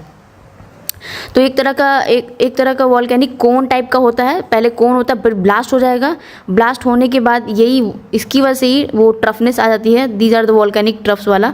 तो इसीलिए उसने बोल दिया, दोनों स्टेटमेंट बिल्कुल सही हैं। निम्नलिखित कथनों पर विचार करिएगा। जो आयन मंडल है, अभी हमने पढ़ के आए ना, जो आयन मंडल है वायुमंडल में बढ़ती मतलब आयन मंडल वायुमंडल में बढ़ती ऊंचाई के साथ तापमान में तीव्रता से कमी आती है। रेडियो संचार के लिए ब्रह्म वायुमंडल परत का ही उपयोग होता है। कम्युनिकेशन के लिए जो होता है, रेडियो कम्युनिकेशन के लिए हमारा आउटर जो बोल रहा है वो यूज़ होता है। तो हमारे पास पता है कि आयनोस्फीयर ऊपर पढ़ के आए कि रेडियो के लिए यूज़ करते हैं, बिल्कुल सही है। लेकिन जो पहला बोला है ना कि जो टेम्परेचर है जो ऊपर जाते हैं हम, तो वो टेम्परेचर जब हाइट बढ़ती है तो डिक्रीज़ करता है, पर आयनोस्फीयर में जो होती है वो ऐसी चीज़ें नहीं होती हैं, वहाँ पे बढ़ते बढ़ते बढ़ता है। तो जिसको जो नॉर्मल लैप्स रेट होता है ना वो रिवर्स होता है। तो जो उस टेम्परेचर हाइट से बढ़ती है, इसमें आइनोस्फीयर में और स्ट्रेटोस्फीयर में दो स्फीयर होती हैं जहाँ पे हाइट बढ़ने पे टेम्परेचर भी बढ़ता है, अदरवाइज नॉर्मली लैप्स रेट होती हैं, ठीक है। तो 39 को जो हमारे पास आंसर हो जाएगा बी हो जाएगा। अब आते हैं नेक्स्ट क्वेश्चन पे। पवन के संदर्भ में निम्नलिखित कथनों पर विचार कीजिएगा। वर्ष भर लगातार निश्चित दिशा में चलने वाली पवन को मौसमी पवनें कहते हैं। किसी क्षेत्र में वर्ष या दिन के किसी विशेष समय में चलने वाली पवन स्थानीय पवन कहलाती है, ठीक है। तो सबसे पहली बात, ये किसी क्षेत्र में वर्ष में दिन जो होती है वो लोकल विंड्स कहलाती हैं। जैसे लोकल विंड्स हमारे लू चलती हैं, काल बैसाखी होती है, ये सारी चीज़ें हो गई। लेकिन जो उसने बोला वर्ष भर लगातार निश्चित दिशा में चलने वाली पवन को मौसमी पवनें कहते हैं, सीजनल विंड्स जो कहते हैं, उसने बोल रहा है। तो देखो सबसे सिंपल है, जो मूवमेंट, जो एयर का मूवमेंट होता है, ठीक, हवा क्यों चलती है, जो एयर का मूवमेंट होता है, एयर का मान लो ऐसे मूवमेंट हो रहा है, इसमें अब एक प्रेशर आ गया, प्रेशर ग्रेडियंट कन्वर्ट हो गया, तो तेज़ी से उसका एक हाई प्रेशर एरिया हो जाएगा ना, क्योंकि जो प्रेशर आता है, और हाई प्रेशर एरिया में क्या होता है, ठंडी वाली हवाएं होती हैं। लो प्रेशर एरिया में क्या होती हैं, जो होती गर्म हवाएं होती हैं, जो कि ऊपर उठती हैं। तो इस तरह के बहुत सारे पैटर्न्स में हम 2-3 भागों में एयर को डिवाइड करते हैं। सिंपल हम डिवीज़न देख लेते हैं, ठीक है। उसमें एक परमानेंट विंड होती हैं, जैसे ट्रेड विंड्स हो गई, ईस्ट वो जब आती हैं ऐसे वाली ट्रेड विंड्स हो गई। ऐसे सीजनल विंड्स की बात करें, जो यहाँ पे बात पूछा है, जो सीजनल विंड्स होती हैं वो चेंज करती है the direction in different regions, like monsoon हो गया। मानसून में जो, हाँ, मानसून की जो है वो सीजनल विंड है, मानसूनन जो विंड है वो सही सीजनल है, ठीक है। तो जो परमानेंट जो होती हैं विंड्स होती हैं, ट्रेड और ईस्ट विंड्स आर परमानेंट। तो इसने बोल दिया कि जो बोला है कि blows continuously through the definite direction seasonal winds. भाई अगर कोई कंटिन्यूस फ्लो कर रहा है, कंटिन्यूटी फ्लो है, तो वो सीजनल कैसे हो सकता है, मौसमी कैसे हो सकता है? तो पहला वाला गलत हो जाएगा, लॉजिकली भी सही है। अब आते हैं सेकंड, मतलब अब आते हैं नेक्स्ट क्वेश्चन नंबर 41। निम्नलिखित कथनों पर विचार करिएगा। पृथ्वी पर प्राप्त सभी खनिजों का मूल स्रोत मैग्मा है। जो भूपट्टी है, मतलब अर्थ का जो क्रस्ट है, पर पाए जाने वाले तत्व प्रायः स्वतंत्र रूप से नहीं मिलते हैं। तो जो हमारे एलिमेंट्स होते हैं अर्थ क्रस्ट में, वो फ्रीली स्टेट में नहीं मिलते, ये बोलने का कह रहा है कि तो दोनों ही बिल्कुल सही हैं। और बहुत सारे मैग्मा में ना बहुत मिनरल्स है भाई, वो जो पिघलता है सारी चीज़ें, उसको टेम्परेचर मेंटेन करके रखा है, सब इसमें मिला के रखा है, तो उसमें बहुत ज़्यादा मैग्मा है। अब आते हैं नेक्स्ट क्वेश्चन में 42। अब लिथिफिकेशन बोल रहा है। लिथिफिकेशन क्या होता है? लिथिफिकेशन के संदर्भ में निम्नलिखित कथनों पर विचार करिएगा। इस प्रक्रिया का जो संबंध होता है रूपांतरित सेल से है। एक ही स्थान है जिसमें सघनता द्वारा संचित पदार्थ सेलों में परिणत होते हैं। मतलब लिथिफिकेशन जो होता है एक तरह की लेयरिंग होती है, कह लो लेयरिंग, प्रॉपर लेयरिंग, ठीक है। तो जो अर्थ जो सरफेस होती है ना, जो सेडिमेंट्री और मेटामॉर्फिक थी, ये मान लो सिंपल कैसे बनता है, देखो जो हमारा अर्थ सरफेस है वहाँ पे उस प्रॉपर एक तरह का प्रोसेस होता है, जैसे जो वो होते हैं वेदरिंग हो गया, एक्सपोज होते हैं, तो उठती हैं, उठ के कहीं इकट्ठा होती है। तो एक लिथिफिकेशन मतलब लेयरिंग जमा होना कोई चीज़ों का। तो वही यही एक स्थान है जो सघनता द्वारा संचित पदार्थ सेलों से में परिणत होता है। तो बिल्कुल वो यही इसी से बनता है। सेकेंड वाला तो एकदम सही है, पर जो स्टेटमेंट पहला बोल रहा है ना कि in a sedimentary rocks the deposits layer retain their characteristic, तो यह प्रक्रिया संबंध रूप से मेटामॉर्फिक की है, नहीं मेटामॉर्फिक की नहीं है। मेटामॉर्फिक में टेम्परेचर प्रेशर अलग चेंज होता है। तो पहला वाला गलत है, सेकंड सही हो जाएगा। अब आते हैं गुम्फित नदी प्रारूप के विकास के लिए कौन सी दशाएं आवश्यक हैं? जो गुम्फित है मतलब ब्रेडेड स्ट्रीम रिवर पैटर्न होता है, जो ब्रेडेड स्ट्रीम रिवर पैटर्न होता है, उसके लिए कौन कौन सी हैं? तो देखो, नदी में पर्याप्त जल की मात्रा, ठीक है, वो होनी चाहिए, but bank erosion and deposition of the river, बिल्कुल जो bank erosion and deposition of river की होती है वो होती है, इरोजन और डिपोजिशन तो मेन होता है। और फिर नदी में जो जड़ोड़ की अधिकता है, अलुवियल जो सॉइल होगा रिवर में ज़्यादा होगा, तो अलुवियल सॉइल थोड़ी वो होती है, रुकने की टेंडेंसी रखती है ना, थोड़ा सा तराई रीजन है, साइड में रोकते आती है, तो पूरा ब्रेडेड सिस्टम बना के आती है ऐसे सिंपल कह लो, क्योंकि ये लुवियल सॉइल आ रही, पानी बहते बहते रोकेगी, ऐसे पूरा प्रॉपर बन के आता है। ब्रेड मतलब चोटी होती है, जैसे चोटी बनाती है, उसी को कह रहा है। अब आते हैं नेक्स्ट क्वेश्चन पे। निम्नलिखित में से कौन सा कथन जो है जल गर्तिका, मतलब जल गर्तिका पॉथहोल्स की परिभाषित करता है? पॉथहोल्स कहते हैं, सॉरी, पॉथहोल्स को कौन ज़्यादा परिभाषित करता है? तो ये सिंपल पहाड़ी क्षेत्रों में ना एक होता है ना पॉथहोल्स, बड़े बड़े पैबल्स वाले, नदी तल में अपराधित छोटे चट्टानों टुकड़ों का गर्तों में फंसकर गोलाकार घूमना होता है, कि हाँ छोटे छोटे चट्टान उसमें फंस गए हैं और गोलाकार घूम रहे हैं, क्योंकि पानी इधर से फ्लो होता जा रहा है, फिर आता है, फिर इधर चला जाता है, ठीक है। इसीलिए जो हमारा फर्स्ट हो जाएगा सही हो जाएगा। निम्नलिखित कथनों पर विचार करिएगा। ऊंचाई में वृद्धि के साथ तापमान में वृद्धि को तापमान का व्युत्क्रमण कहते हैं, मतलब टेम्परेचर इन्वर्जन कहते हैं। मतलब टेम्परेचर इन्वर्जन क्या होता है कि increase in the temperature with increase in height. जबकि हमें पता है विषुवत रेखीय क्षेत्र में तापमान जो होता है, ये मतलब फिनोमेना जो होता है टेम्परेचर इन्वर्जन का इक्वेटोरियल रीजन में occur throughout the region, ये बोल रहे हैं मतलब थ्रू आउट द ईयर होता है, sorry through out the year बोल रहा है। तो ये सेकंड वाला कैसे हर टाइम होता रहेगा, सेकंड गलत है। पहले वाले में बिल्कुल जो स्टेटमेंट बोल रहा है कि जो हमारा जो ऊंचाई होती है, जब टेम्परेचर डिक्रीज करती है एल्टीट्यूड से, मतलब मान लो जो टेम्परेचर है ऊपर जो हाइट बढ़ रही है वो टेम्परेचर डिक्रीज होने लगेगी। लेकिन अगर ऐसा नहीं हुआ, टेम्परेचर हाइट बढ़ने पर टेम्परेचर बढ़ा, तो उसको टेम्परेचर इन्वर्जन ही तो कहेंगे, उल्टा ही तो कहेंगे। तो पहला सही हो जाएगा। अब आते हैं नेक्स्ट क्वेश्चन पे। गल्फ स्ट्रीम के संबंध में निम्नलिखित कथनों पर विचार करेगा। अटलांटिक महासागर की एक शक्तिशाली महासागरीय धारा है, ठीक है, और उष्णकटिबंधीय ऊष्मा को उत्तरी अक्षांश में अंतरण कर रहे अपने निकट के क्षेत्रों को प्रभावित करता है। यह पूर्वी सीमाई धारा है और उसका व्यवहार उत्तरी अमेरिका तटीय रेखा द्वारा निर्धारित होता है, ठीक है। तो ये पूरा स्टेटमेंट बोल रहा है गल्फ स्ट्रीम के बारे में। तो गल्फ स्ट्रीम जो होती है पावरफुल ओशन करंट है ही और अटलांटिक की ही धारा है। जो गल्फ स्ट्रीम है वो अटलांटिक का ही है। तो अगर पहले सर्च किए तो हम 1 और 2 मतलब 1 जहाँ मतलब कर लिया तो 1 सब में है। यह पूर्वी सीमाई धारा है और इसका व्यवहार उत्तरी अमेरिका तटीय रेखा द्वारा निर्धारित होता है। तो इसलिए बोल रहा है कि वो पूर्वी धारा है। ये वाला स्टेटमेंट जो है पूर्वी धारा गलत है। ये पूर्वी नहीं होती है, ये वेस्टर्न होती है, क्योंकि ये बहुत फेमस है। गल्फ स्ट्रीम जो होती हैं वेस्टर्न धाराएं होती हैं। तो थर्ड अगर हम काट देंगे तभी भी आंसर हमारे पास 1 और 2 क्योंकि 2 श्योरली है ना कि सही है। निम्नलिखित कथनों पर विचार करेगा। जलवायु संबंधी प्रभावों के कारण जल की गति को महोमिर्म कहा जाता है और महोमिर्म ज्वार भाटाओं की तरह नियमित होते हैं। तो ये जो होते हैं उसकी तरह नियमित होते हैं। तो पहला वाला बिल्कुल सही है। जो जलवायु द मूवमेंट होते हैं ना एयर का, मतलब मूवमेंट ऑफ वाटर का, तो क्लाइमेटिक इफेक्ट्स उसकी वजह से होते हैं, तो उसको सर्ज कह देते हैं। और सर्ज जो होते हैं ना दे आर रेगुलर। भाई एक बात तो सर्ज एक अचानक से सर्ज होता है ना, उठता है, वो रेगुलर कैसे हो जाएंगे? Surge are not regular, they are temporary, अरे मतलब दे आर रेयर। अब आते हैं नेक्स्ट क्वेश्चन में। निम्नलिखित में से कौन सा कथन असत्य है? तो असत्य कौन सा कथन है? तो यही असत्य है, उत्तरी गोलार्ध के महासागरों का तापमान दक्षिणी गोलार्ध की अपेक्षा कम होता है, जबकि ये गलत है, ठीक है। कम कहाँ होता है, नीचे ज़्यादा ठंडा होता है ना। अब आता है टुंड्रा पे बोल रहा है। टुंड्रा जलवायु प्रदेश में संबंधित निम्नलिखित कथनों पर विचार करेगा। जो टुंड्रा होता है वो कैसे होता है? यह लघु वर्धन काल तथा जल क्रांति छोटी वनस्पतियों का ही पोषण कर पाती हैं। काई, लाइकेन तथा पुष्पी पादप जैसी वनस्पतियाँ इसमें पाई जाती हैं, ठीक है। तो इसमें दोनों स्टेटमेंट बिल्कुल सही हैं। जो हमारा जो शॉर्ट ग्रोइंग पीरियड होता है थर्मोकास्ट का, they are only to nurture the small, छोटे छोटे प्लांट्स होते हैं ना उनको नर्चर किया जाता है, फिर बड़े होंगे तो उस हिसाब से ट्रीट किया जाएगा। तो हो जाएगा ये सी। निम्नलिखित में से कौन सा कारक महासागरीय जल के तापमान वितरण को प्रभावित करते हैं? मतलब कौन सी चीज़ें जो होती हैं उनके जो हमारे महासागरीय वितरण को प्रभावित करते हैं वो देखते हैं कि ज्वार भाटा, टाइड्स हमारे ओशन वाटर को कैसे प्रभावित कर रहे हैं, ठीक है। जो हमारा अनइवन डिस्ट्रीब्यूशन होता है, बिल्कुल श्योर है कि ये होता है। अक्षांश लैटिट्यूड, हाँ, ओशन करेंट्स, बिल्कुल। तो हमारे पास जो आंसर हो जाएगा ना 50वें का वो सी। मतलब हमारे पास जो टेम्परेचर डिस्ट्रीब्यूशन होते हैं, बहुत सारे एयर, ये पूरे एनसीईआरटी में दी हुई ये बातें, ठीक है। तो अब आते हैं नेक्स्ट क्वेश्चन में। तटीय प्रबाल भित्ति के संदर्भ में निम्नलिखित कथनों पर विचार करेगा। इनकी सागरवर्ती भाग मंद ढाल तथा स्थलोमुख भाग तीव्र ढाल वाला होता है। यह सकाउ द्वीप महासमूह दक्षिणी फ्लोरिडा तथा मलेशिया के द्वीपों के सहारे पाई जाती हैं।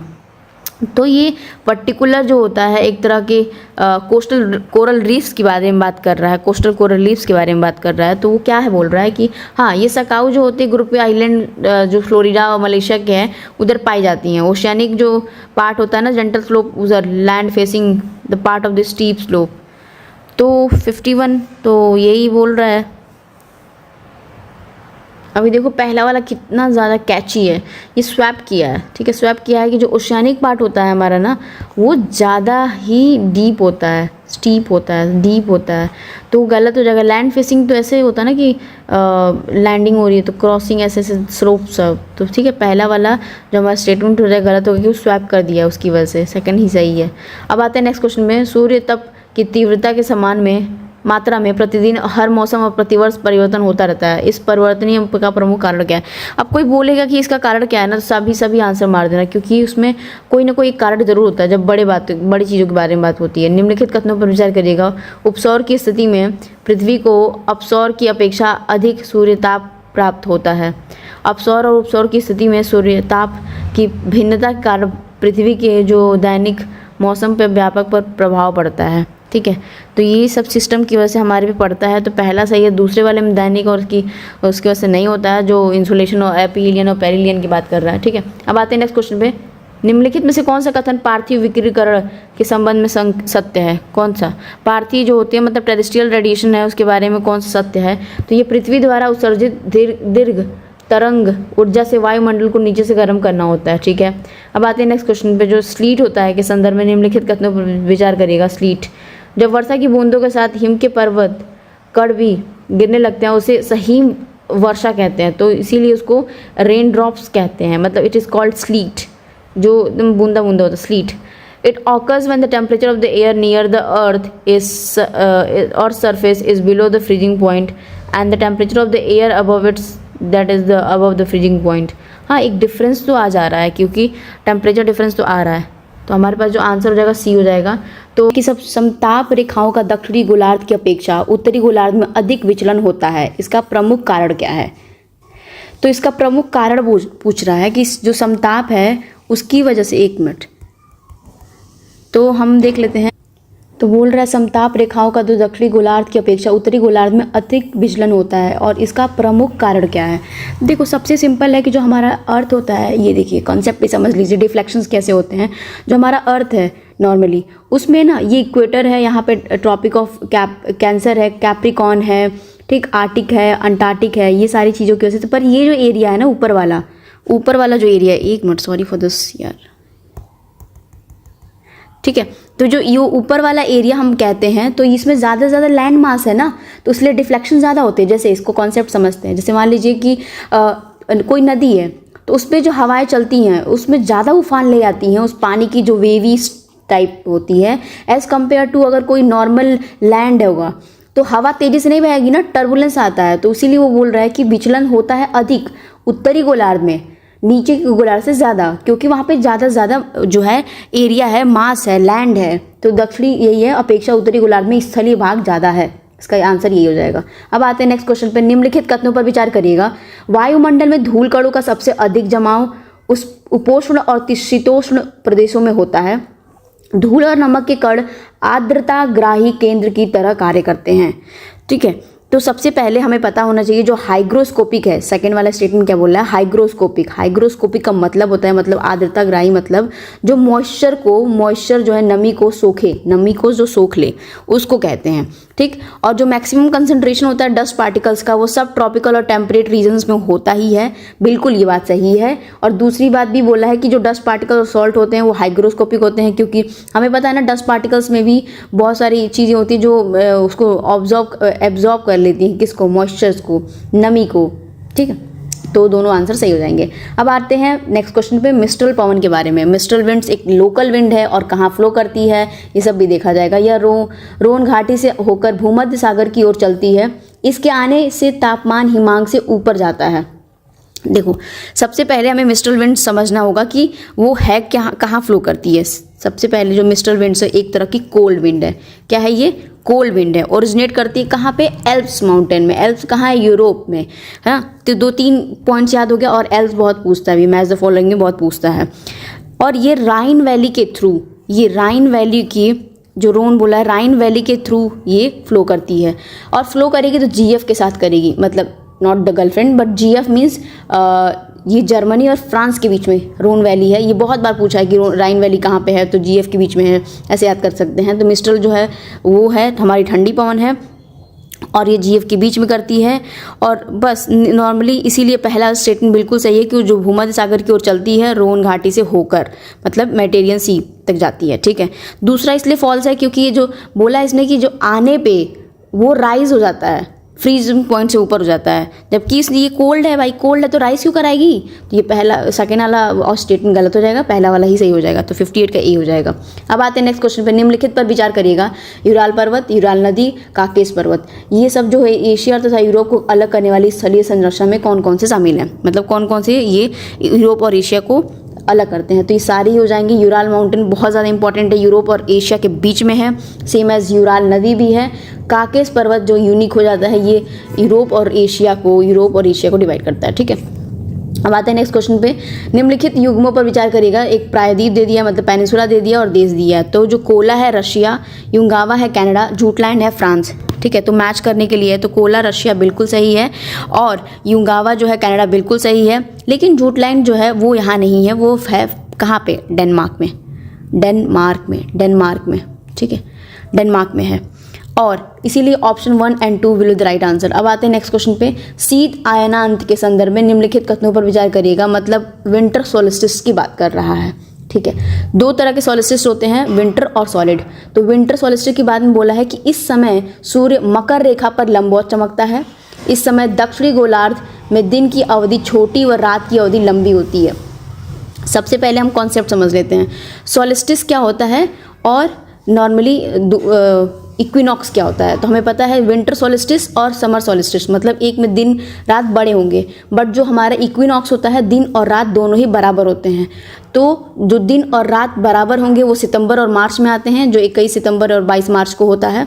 जबकि जो नॉर्मल विंटर सोल्स्टिस और समर सोल्स्टिस होता है वो डीजे से याद कर लीजिए, एक दिसंबर में होता है 22 दिसंबर में, एक होता है हमारे जून में, ठीक है। तो उसकी वजह से आता है। तो डीजे में है हमारा विंटर और समर सोल्स्टिस, ठीक। तो ये बोल रहा है कि इस समय सूर्य मकर रेखा पर लंबवत होता है। बिल्कुल, क्या होता है कि ये जो अर्थ है हमारी, ये इक्वेटर है, यहाँ पे 23 डिग्री हाफ ये है, 23 डिग्री हाफ यहाँ साउथ में है। तो यहाँ पे ट्रॉपिक ऑफ कैप्रिकॉर्न और ट्रॉपिक ऑफ कैंसर, ठीक। तो जो हमारा जब ठंड होती है ना, तो जो सन होता है उसकी जो रेज होती हैं, किरणें होती हैं, वो ट्रॉपिक ऑफ कैप्रिकॉर्न पे पड़ती हैं। इसलिए हमारे तरफ ठंड होती है, क्योंकि हमारे तरफ सन का कोई प्रभाव नहीं रहता, नीचे वो रहती है। इसलिए उसने बोला कि ट्रॉपिक ऑफ कैप्रिकॉर्न पे चमकता है, ठीक है, बात सही है। इस समय दक्षिणी गोलार्ध में दिन की अवधि छोटी और रात की अवधि लंबी होती है। दिन की छोटी कैसे होगी दक्षिणी गोलार्ध में? सोचो कि अगर सन जो है वो परपेंडिकुलरली चमक रहा है, दिन लंबा होगा ना, तो इसलिए सेकंड वाला स्टेटमेंट बिल्कुल गलत हो जाएगा, पहला वाला ही सही है। अब आते हैं नेक्स्ट क्वेश्चन पर। निम्नलिखित पर विचार करिएगा। सिल्क, कपास, लिनन, एक्रिलिक, रेयॉन, इन सब में से प्राकृतिक रेशे के स्रोत कौन से हैं? कॉमन सेंस है, सिल्क बिल्कुल है, कपास तो होगा ही, कॉटन की हमने इतनी सारी प्रोडक्टिविटी पढ़ते हैं, एग्रीकल्चर में पढ़ते हैं। लिनन भी है, एक्रिलिक और रेयॉन जो होता है ये सिंथेटिक मैन मेड होते हैं। सिंथेटिक है, मैन मेड है, क्या है, मैन मेड है, ठीक है। तो इसलिए चौथा और पांचवा तो बिल्कुल कैंसिल कर दो, ए हो जाएगा। अब आते हैं नेक्स्ट क्वेश्चन में। निम्नलिखित कथनों पर विचार करिएगा। गहराई के साथ लवणता में परिवर्तन आता है, परंतु यह परिवर्तन समुद्र की स्थिति पर निर्भर करता है। गहराई में लवणता लगभग नियत होती है, क्योंकि वहाँ पर किसी प्रकार से पानी के ह्यूमस में वृद्धि नहीं होती है। मतलब ये नॉर्मली सैलिनिटी पे बात कर रहा है, ठीक है। तो इसमें से सत्य कौन से हैं? तो ये बात तो सही है कि अगर मान लो कोई ओशियन है और डेप्थ जाओगे तो सैलिनिटी ऑब्वियस सी बात है चेंज होगी ना, तो इसलिए बस नॉर्मल बोला चेंज होगी, बढ़ेगी घटेगी वो कुछ नहीं बोला। दूसरा बोल रहा है गहराई में लवणता लगभग नियत होती है, क्योंकि वहाँ पर किसी प्रकार की पानी में ह्यूमस में वृद्धि नहीं होती है। बिल्कुल नीचे का जो पानी सतह होती है, देखा होगा आपने मूवीज़ में जो डीप डाइविंग के अंदर करते हैं, तो वहाँ पे कोरल्स ये सब चीज़ें नीचे बहुत शांत रहता है, स्टेबिलिटी इतनी ज़्यादा रहती है। तो दोनों ही बिल्कुल सही हो जाएंगे। अब आते हैं नेक्स्ट क्वेश्चन पे। निम्नलिखित कथनों पर विचार करिएगा। क्या बोल रहा है? संवहनीय मतलब कन्वेंशनल रेनफॉल जो होती है गर्मियों अथवा दिन के गर्म समय में प्राय होती है। जो कन्वेंशनल रेन होती है विषुवतीय क्षेत्र तथा विशेषकर उत्तरी गोलार्ध के महाद्वीपों के ब्राह्मो भागों में होती है। मतलब कन्वेंशनल रेनफॉल जो होती है वो इक्वेटोरियल रीजन पे होती है, specially margin of the continent in the northern hemisphere. ये बातें बोल रहा है, ठीक है। सबसे पहले कॉमन सी बात है, जो हमारा रेनफॉल होता है ये तो बात सही है कि कन्वेंशनल रेनफॉल होती है, नॉर्मली गर्मी की वजह से होती कैसे है? देखो 3 तरह के रेनफॉल होते हैं, कन्वेंशनल होती है, एक ओरोग्राफिक होती है और एक और होती है, ठीक है। तो कन्वेंशनल रेनफॉल वो होती है जैसे मान लो नॉर्मली सन की रेज इतनी तेज़ थी कि हमारा जो पॉन्ड है वो सूख गया, पानी इवापोरेट हुआ, ठीक है, वो लो प्रेशर क्रिएट हुआ, ऊपर गया, ऊपर बादल बने और ये बारिश होती है। तो ये कन्वेंशनल नॉर्मल रेनफॉल जो होती है, तो उसके लिए सिर्फ और सिर्फ पहला वाला होगा, क्योंकि सेकंड वाले में क्या गलत इसने बोल दिया, मार्जिन पे नहीं होती, सेंटर पे होती है, centre of the continents, margin side पे नहीं होती है, ठीक है, नॉर्दर्न हेमिस्फीयर के। तो इसके लिए हमारे पास सिर्फ और सिर्फ पहला ही आंसर सही हो जाएगा। अब आते हैं नेक्स्ट क्वेश्चन पे। नेचुरल वेजिटेशन के बारे में बात कर रहा है। नेचुरल वेजिटेशन क्या है? इसके संदर्भ में निम्नलिखित कथनों पर विचार करिएगा। इसके अंतर्गत ऐसी वनस्पतियों को शामिल किया जाता है जो मानवीय हस्तक्षेप के बगैर में उपजते हैं, ठीक है, मतलब कि ह्यूमन इंटरवेंशन के बिना, मतलब जो होते हैं विदाउट इंटरवेंशन के ही ग्रो कर जाते हैं। कटीली झाड़ियाँ एवं मैंग्रोव वन के इसके अंतर्गत शामिल किया गया है। ठीक है, नॉर्मली ये बोला जा रहा है कि अपने सेल्फ सस्टेन है, अपने से ही फ्लो कर लेते उग जाते हैं, तो बिल्कुल दोनों ही सही हैं। निम्नलिखित कथनों पर विचार करिएगा। कहवा है, केला है, काजू है, रबड़ है, मक्का, इनमें से कौन से रोपड़ कृषि के अंतर्गत आता है, मतलब आप जो प्लांटेशन के थ्रू आता है। ठीक, तो हमारे पास सिर्फ और सिर्फ यही आते हैं सब। कहवा आता ही आता है, हाँ ठीक है, केला आता है, काजू आता है, रबड़ होता है हमारे पास, सॉरी 1 2 3 4 हो जाएगा 5, मक्का नहीं आता। ठीक, निम्नलिखित कथनों पर विचार करिएगा। पठार आसपास के क्षेत्रों से अधिक उठा हुआ तथा इसका ऊपरी भाग मेज के समान सपाट होता है। जैसे थोड़ा सा ऊपर, ये नॉर्मल प्लेन्स हैं, ये थोड़ा उठा रहता है, टेबल टाइप की रहता है। अफ्रीका का जो पठार है सोना में हीरो खनन के लिए जाना जाता है। जो अफ्रीका के माइंस होते हैं बिल्कुल वो सोना और उसके लिए जाने जाते हैं। बोट्सवाना और ये सब चीज़ें भी हैं, बहुत सारे पठार होते हैं, बहुत फेमस है डायमंड और इन सब के लिए भी। अब आते हैं नेक्स्ट क्वेश्चन पे। मैदान के संदर्भ में निम्नलिखित कथनों पर विचार करिएगा। यह सामान्यतः मध्य समुद्री तल से 200 मीटर से अधिक ऊंचे होते हैं। मैदान और 200 मीटर से ऊपर ये विश्व के सघन जनसंख्या वाले भाग होते हैं। इनका निर्माण नदियों द्वारा लाए गए निक्षेपों से होता है। ये बिल्कुल सही है। जब भी रिवर आती है तो साइड साइड में डिपोजिशन करती जाती है और बसाती जाती है घर, मतलब बेसिकली सिविलाइजेशन बसाती है। लेकिन ये 200 से मीटर, वो भी हमारा जो प्लेन है इतना नहीं उठा होता है, तो पहला गलत हो जाएगा, 2 और 3 ही सही हो जाएंगे। ठीक है, अब आते हैं नेक्स्ट क्वेश्चन पे। निम्नलिखित देशों पर विचार करिएगा। कौन कौन से देश दिया इन्होंने? कजाकिस्तान, रूस, इराक, अजरबैजान। बोल क्या रहा है? कैस्पियन सागर से कौन कौन से मैच करते हैं? तो देखिए कैस्पियन सागर का एक ट्रिक है, क्या है? तारीख। तो तारीख में तुर्कमेनिस्तान, अजरबैजान, रशिया, ईरान और कजाकिस्तान। तो हमारे पास इराक नहीं है, याद रखिएगा। तो हमारा इराक काटते ही तीसरा काट देते हैं, 1 2 का 4।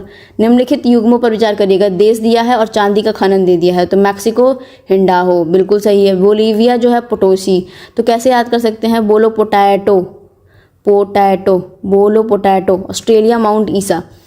तो ईसा है ऑस्ट्रेलिया, ईसा है से ऑस्ट्रेलिया, तो इसको उल्टा कर दो, ऐश आ रहा है ना, ऐश से ऑस्ट्रेलिया आ जाएगा। तो हमारे पास सिर्फ और सिर्फ पहला वाला ही सही है। पिग्मी जनजाति के संदर्भ में निम्नलिखित कथनों पर विचार करिएगा। पिग्मी जो जनजातियां होती हैं वो क्या होती हैं? ये नेग्रिटो प्रजाति के लोग होते हैं। अच्छा, इनकी स्थायी झोपड़ियां मधुमक्खी के छत्ते के समान होती है। आखेट इनकी अर्थव्यवस्था का मुख्य आधार होता है। मतलब आखेट मतलब होता है हंटिंग, जो इंग्लिश में देख लेते हैं, हंटिंग इनका व्यवस्था का आधार होता है। बिल्कुल नेग्रिटो प्रजाति के लोग होते हैं। यस, ये एक प्रजाति होती है जिसकी 1 से 2 मीटर ही हाइट होती है, ज़्यादा बढ़ते नहीं हैं लोग, थोड़े डार्क होते हैं कॉम्प्लेक्शन में। आपने वो चेन्नई एक्सप्रेस मूवी देखी होगी, तो उसमें करके एक लड़का मिलता है जब वो कहीं जाता है, शाहरुख खान, तो उसमें वही पिग्मी जो जनजाति होती है वही है सब। ठीक है, उपयुक्त कथनों में से कौन सा कथन एक सत्य है? तो इसमें बोल रहा है कि कौन सा सत्य है, तो देख लेते हैं। सबसे पहले हमने स्टेटमेंट पढ़ ही लिया है, ठीक है, तो नेग्रिटो वाला भी पढ़ा है, तो इसमें सिर्फ और सिर्फ 1 2 तीसरा सही है। क्यों? क्योंकि झोपड़ी इतनी भी छोटे नहीं है, मधुमक्खी के छत्ते के समान होती है। ज्वार भाटा के संदर्भ में निम्नलिखित कथनों पर विचार करिएगा। ज्वार भाटा मतलब जो बोल रहा है कि वो टाइड्स के बारे में। जब पृथ्वी का जल चंद्रमा से निकट होता है उस समय चंद्रमा के गुरुत्वाकर्षण मतलब ग्रेविटेशनल फोर्स से जल अभिकर्षण के परिणाम स्वरूप में उच्च ज्वार आता है। मतलब हाई टाइड्स के बारे में बात कर रहा है, हाई टाइड्स। जब चंद्रमा अपने प्रथम एवं अंतिम चतुर्थांश में होता है तो वह पृथ्वी एवं सूर्य का जो ग्रेविटेशनल फोर्स है विपरीत दिशाओं से महासागरीय जल पर पड़ने के परिणाम स्वरूप निम्न में ज्वार भाटा आने लगता है। ठीक है, तो ये बोल रहा है उस टाइम जो हमारा लो टाइड आने लगता है। इन दोनों में से कथन कौन से सही हैं? तो दोनों ही कथन सही होते हैं। ड्यू टू जैसे ग्रेविटेशनल फोर्सेज होती हैं सन और मून की, उसकी वजह से ये होता है। ठीक है, और पास में आने के बाद हाई क्या कहते हैं उसे, हाई टाइड, लो टाइड। अब आते हैं नेक्स्ट क्वेश्चन पे। शीतोष्ण सदाबहार वन जो होते हैं, मतलब टेम्परेट एवरग्रीन फॉरेस्ट के बारे में बात कर रहा है, वो कैसे होते हैं? यह मध्य अक्षांश के तटीय प्रदेशों में महाद्वीपों के पश्चिमी किनारों में पाए जाते हैं। यहाँ पर बाज, चिड़ एवं यूकलिप्टस जैसे वृक्ष पाए जाते हैं। ये पूरा ट्रॉपिकल बोल रहा है, तो ये जो है ये वाला तो बिल्कुल सही है। बट ये जो बोल रहा है कोस्टल रीजन्स में मिड लैटिट्यूड वेस्टर्न मार्जिन पे, ना ईस्टर्न पे होता है। ये टेम्परेट एवरग्रीन वाले ईस्टर्न पे होते हैं, पश्चिमी नहीं, पूर्वी ईस्टर्न। वहाँ पे तो डेजर्ट एरिया उधर की साइड में, तो इसीलिए नहीं होता। तो 73 का जो हमारे पास ऑप्शन हो जाएगा वो हो जाएगा बी, केवल दूसरा सही है। सहारा मरुस्थल के संदर्भ में, जलवायु के संदर्भ में निम्नलिखित कथनों पर विचार करिएगा। यहाँ की जलवायु अत्यधिक गर्म एवं शुष्क होती है। यहाँ आकाश बादल रहित एवं निर्मल होता है। यह रातों का तापमान गिरकर हिमांक बिंदु लगभग 0 डिग्री सेल्सियस तक पहुँच जाता है। इतनी सारी चीज़ें दी हुई हैं, तो ये सारे ही सारे सही हैं। इतनी तो है, ये भी है, ये भी है। अब आते हैं नेक्स्ट क्वेश्चन पे। इंडस्ट्रियल सेंटर दे दिया हुआ है और संबंधित उद्योग दे दिए हैं। तो मिलान, मराकाइबो, लिवरपूल, अंसान, मुकदेन। तो सबसे सिंपल है हमारे पास क्या कि जो मिलान होता है वो सिल्क के लिए होता है। तो कहते हैं ना कि मिलान कर लो, तो मिला लो, तो सिल्क मिला लो, ठीक है। मराकाइबो मतलब सिल्की चीज़ें मिला लो एक से। मराकाइबो एक तेल संशोधन है, मतलब ऑयल रिफाइनिंग है, वेनेजुला की है शायद। लिवरपूल जो है जलपोत है, मतलब शिप बिल्डिंग है। लिवरपूल कैसे याद करेंगे हम, ठीक है। लिवर ब्रिज है, लिवरपूल है, हाँ ठीक है, वही सेम है। लिवरपूल जो है वो ये हमारा जो जल वो होता है, शिप बिल्डिंग्स होती हैं वो है। और अंसान मुकदेन का आयरन एंड स्टील कंट्री है। अनशन पे मत बैठो, आयरन एंड स्टील कंपनीज है, ठीक है। तो इसलिए जो हो जाएगा हमारे पास 1 2 का 3 हो जाएगा, सही हो जाएगा, ठीक है। अब आते हैं नेक्स्ट क्वेश्चन पे। पत्रण, रेखांकन और बैंडिंग निम्नलिखित में से कौन से चट्टाने से जुड़े हुए हैं? मतलब लिनिएशन, फोलिएशन, बैंडिंग जो होते हैं वो कौन से ज़्यादा से जुड़े हुए हैं, लिनिएशन और ये सब चीज़ें। तो ये हो जाएगा हमारे जो मेटामॉर्फिक हैं उससे ये जुड़े होते हैं, ठीक है। अब आते हैं नेक्स्ट क्वेश्चन पे। आग्नेय चट्टानों के संदर्भ में निम्नलिखित कथनों पर विचार करिएगा। आग्नेय चट्टानें पृथ्वी पर प्राथमिक चट्टानें होती हैं, मतलब जो हमारी इग्नियस होती हैं, बिल्कुल भाई यही होती हैं। जो ये आग्नेय इग्नियस जो चट्टानें होती हैं, बड़े कण होते हैं, आंतरिक आग्नेय चट्टानों में महीन दानेदार संरचना होती है, ठीक है। तो ये पहला वाला ही सही है। इतना उसने बोला ना कि जो हमारे इग्नियस रॉक्स होते हैं वो बड़े कण होते हैं, ये सब चीज़ें महीन दानेदार संरचना होती है। पहला किसी भी फॉर्म में हो सकता है, इसलिए पहला ही सही है। पृथ्वी के तो हमारे पास जो 77 वाले का आंसर हो जाएगा केवल 1। अब आते हैं नेक्स्ट क्वेश्चन पे, जो बोल क्या रहा है कि पृथ्वी के आरंभिक वायुमंडल में कौन सी गैस से जो गैस होती है अधिकता की पाई गई है। तो जो गैस होती हैं हमारे अबंडेंस किस में ज़्यादा है, ये बहुत इंपॉर्टेंट क्वेश्चन है यूपी पीसीएस का, और ये कन्फ्यूज़न भी होता है। हाइड्रोजन और हीलियम सबसे ज़्यादा हमारे वायुमंडल में पाई जाती है, उसमें से भी हाइड्रोजन जो हमारे सन में है सबसे ज़्यादा होता है। एक उल्का पिंड क्या है, एक मेट्रियोराइट क्या होती है। मेट्रियोराइट मतलब क्या होती है ये डेफिनेशन, या कॉमेट क्या होता है, ऐसी चीज़ें भी पूछता है। तो कॉमेट में तो याद है ना वो जो पूछ तारा कहते हैं उसे हिंदी में पूछ तारा, वो भी रहता है। तो उल्का पिंड क्या होता है, सिंपल सी बात है, ये एक पदार्थ का टुकड़ा है जो पूरा नहीं जलता और पृथ्वी की सतह तक पहुँच जाता है। मेट्रॉइड्स हो गए जो हमारे अर्थ के एटमॉस्फेयर में आ जाते हैं, ठीक है। तो ये बात समझ में आ गई होगी थोड़ा सा कि उल्का पिंड क्या है। अब आते हैं नेक्स्ट क्वेश्चन पे। निम्नलिखित कथनों पर विचार करिएगा। पृथ्वी की आंतरिक परतें विभिन्न घनत्वों के पदार्थ के स्थायीकरण से बनी हैं। वायुमंडल के विकास के समय पृथ्वी के प्रारंभिक वायुमंडल में ऑक्सीजन की मात्रा ज़्यादा और नाइट्रोजन की मात्रा कम थी। महासागरों की स्वतः ही संतृप्त होने के कारण ऑक्सीजन का स्तर बढ़ा है। तो इन सब में से कौन सा कथन सही नहीं दिया हुआ है, मतलब कौन सा गलत है, ठीक है। तो स्टेटमेंट जो हमारा पहला है वो क्या बोल रहा है ये देखना पड़ेगा, ठीक है। पृथ्वी के आतंक की जो परतें हैं विभिन्न घनत्वों के पदार्थों के साइकल से बनी है, बिल्कुल। जो हमारा हम जो यूनिवर्स का पढ़ते हैं कि कैसे बना, अर्थ कैसे बनी, तो वो जो क्रस्ट मेंटल कोर है ना, वो सिर्फ और सिर्फ इसी डेंसिटी की वजह से ही वो अपने में सेटलिंग हुई है। तो ये जो प्रिंसिपल है वो डेंसिटी है, ठीक। तो इन दोनों में से ये पहला वाला तो बिल्कुल गलत नहीं हो सकता, तो काट सकते हैं, ठीक है। वायुमंडल के विकास के समय पृथ्वी की प्रारंभिक वायुमंडल में ऑक्सीजन की मात्रा ज़्यादा और नाइट्रोजन की मात्रा कम थी। नहीं भाई, पहले जो विकास हुआ था वो हमारे पास ऑक्सीजन नहीं थी उतनी ज़्यादा, महासागरों की स्वतः ही संतृप्त होने के कारण सैचुरेशन आ गया था। ये दोनों ही स्टेटमेंट बिल्कुल गलत हैं, ठीक है। तो हमारा आंसर हो जाएगा 2 और 3। अब आते हैं नेक्स्ट क्वेश्चन पे। भूकंप तरंगों और उनके प्रसार के बारे में निम्नलिखित कथनों पर विचार करिएगा, ठीक है। भूकंप तरंगों और उनके प्रसार के बारे में। पी तरंग ध्वनि तरंग के जैसे होती है और केवल ठोस पदार्थ के माध्यम से गुजर सकती है, ठीक। पी तरंग, पी वेव्स के बारे में बात कर रहा है, ठीक है। दूसरा बोल रहा है पी तरंगों की कंपन से की दिशा तरंगों की दिशा या संरक्षण की दिशा के ऊर्ध्वाधर ही होती है, मतलब उसी के परपेंडिकुलर होती है पी तरंग, ये बोल रहा है, ठीक है। अभी केंद्र से 105 और 145 के बीच का क्षेत्र पी और एस दोनों तरंगों का छाया क्षेत्र है। तो देखो सिंपल सी बात है, हमारे पास जो भी हम भूकंप आता है, अर्थक्वेक आता है, तो 2 वेव्स होती हैं। देखो एक प्राइमरी वेव्स होती हैं, मतलब एक बॉडी वेव्स, एक सरफेस वेव। बॉडी वेव्स में ये हो गया पी वेव्स जो हैं, एस वेव्स हैं, ये प्राइमरी और सेकेंडरी वेव। पहले प्राइमरी वेव जाएंगी फिर सेकेंडरी वेव जाएंगी। इन दोनों का जो डिफरेंस आएगा उससे पता चल जाएगा कि हमारा जो अर्थक्वेक आया है वो कितना खतरनाक आया है। अगर बहुत कम आया होगा ना तो बहुत तेज़ी से आया होगा। मतलब जो रिक्टर स्केल होती है मैग्नीट्यूड बताने वाली, ये भी याद करिएगा, जो रिक्टर स्केल होती है वो मैग्नीट्यूड बताती है, लेकिन जो मर्कैली स्केल होती है वो इंटेंसिटी बताती है। ठीक, तो ये सिंपल क्वेश्चन पूछे जाते हैं। तो पी वेव्स में सबसे पहले जो पी वेव्स होती हैं वो हमारी पैरेलल होती हैं, दे आर नॉट परपेंडिकुलर, तो इसलिए गलत हो जाएगा, सेकंड वाला गलत हो जाएगा। ठीक, और इसमें सिंपल सी कैच है कि जो हमारा पहला वाला भी बोला कि उसमें गुजरती है सिर्फ ठोस से नहीं, सॉलिड लिक्विड गैस सबसे गुजरती है। तो सॉलिड लिक्विड गैस सबसे गुजरती है, तो पहला वाला भी गलत हो जाएगा, दूसरा भी गलत है। इसका मतलब हमारे पास तीसरा होगा। ठीक है, निम्नलिखित कथनों पर विचार करें। परिमाण पैमाने को मर्कैली स्केल के रूप में जाना जाता है और इसकी संख्या 1 से 12 व्यक्त की जाती है। तीव्रता पैमाने को रिक्टर स्केल के रूप से जाना जाता है और इसकी जो है सीमा 1 से 10 होती है। इसने पता है क्या किया, यहाँ पे इसने स्वैप कर दिया है।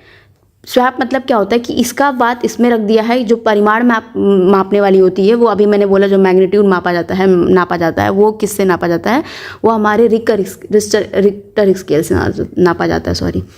और ये जो इंटेंसिटी नापी जाती है वो मर्कैली से नापी जाती है, मर्कैली से। ठीक, बस सिंपल सी बात है। पर ये जो रिक्टर वाला है वो भी दिया हुआ है, जो है हमारा मर्कैली है 1 से 12 है, और बस, और ये नॉर्मली 1 से 10 होता है, ये याद कर लीजिए। 1 से 10 जो है नॉर्मल होता है, ठीक, और 1 से 12 वाला मर्कैली है, तो मर्कैली थोड़ा ज़्यादा है।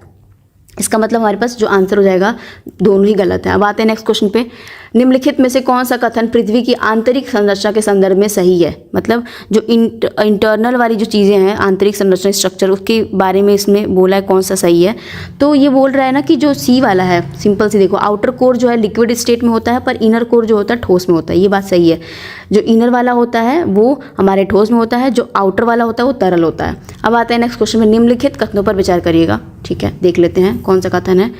पहला क्या बोल रहा है, ठीक, कि समान देशांतर वाले स्थानों पर दिन की लंबाई समान होती है, जबकि विभिन्न अक्षांशों पर स्थित स्थानों पर दिन की लंबाई अलग अलग होती है। ध्रुव और भूमध्य रेखा पर अक्षांश की 1 डिग्री की रैखिक दूरी लगभग समान होती है। अच्छा, तो देखो सबसे सिंपल सी बात है, सेकंड वाला बिल्कुल करेक्ट है कि लीनियर डिस्टेंस जो होती है लैटिट्यूड्स की, ये लैटिट्यूड्स होते हैं पोल में। ठीक है, ये वाला ऑलमोस्ट उसने बोला सिमिलर होती है, the equator is almost similar. ठीक है, ऑलमोस्ट। बट ऊपर वाले लाइन में ना, इंग्लिश वाले में देखो किसने बोला, location on the same longitude. Similar latitude होगा तो सेम डे लेंथ आती है, तो इसलिए पहला वाला गलत हो जाएगा, दूसरा ही सही होगा। उसने बस एक वर्ड्स के साथ खेला हुआ है।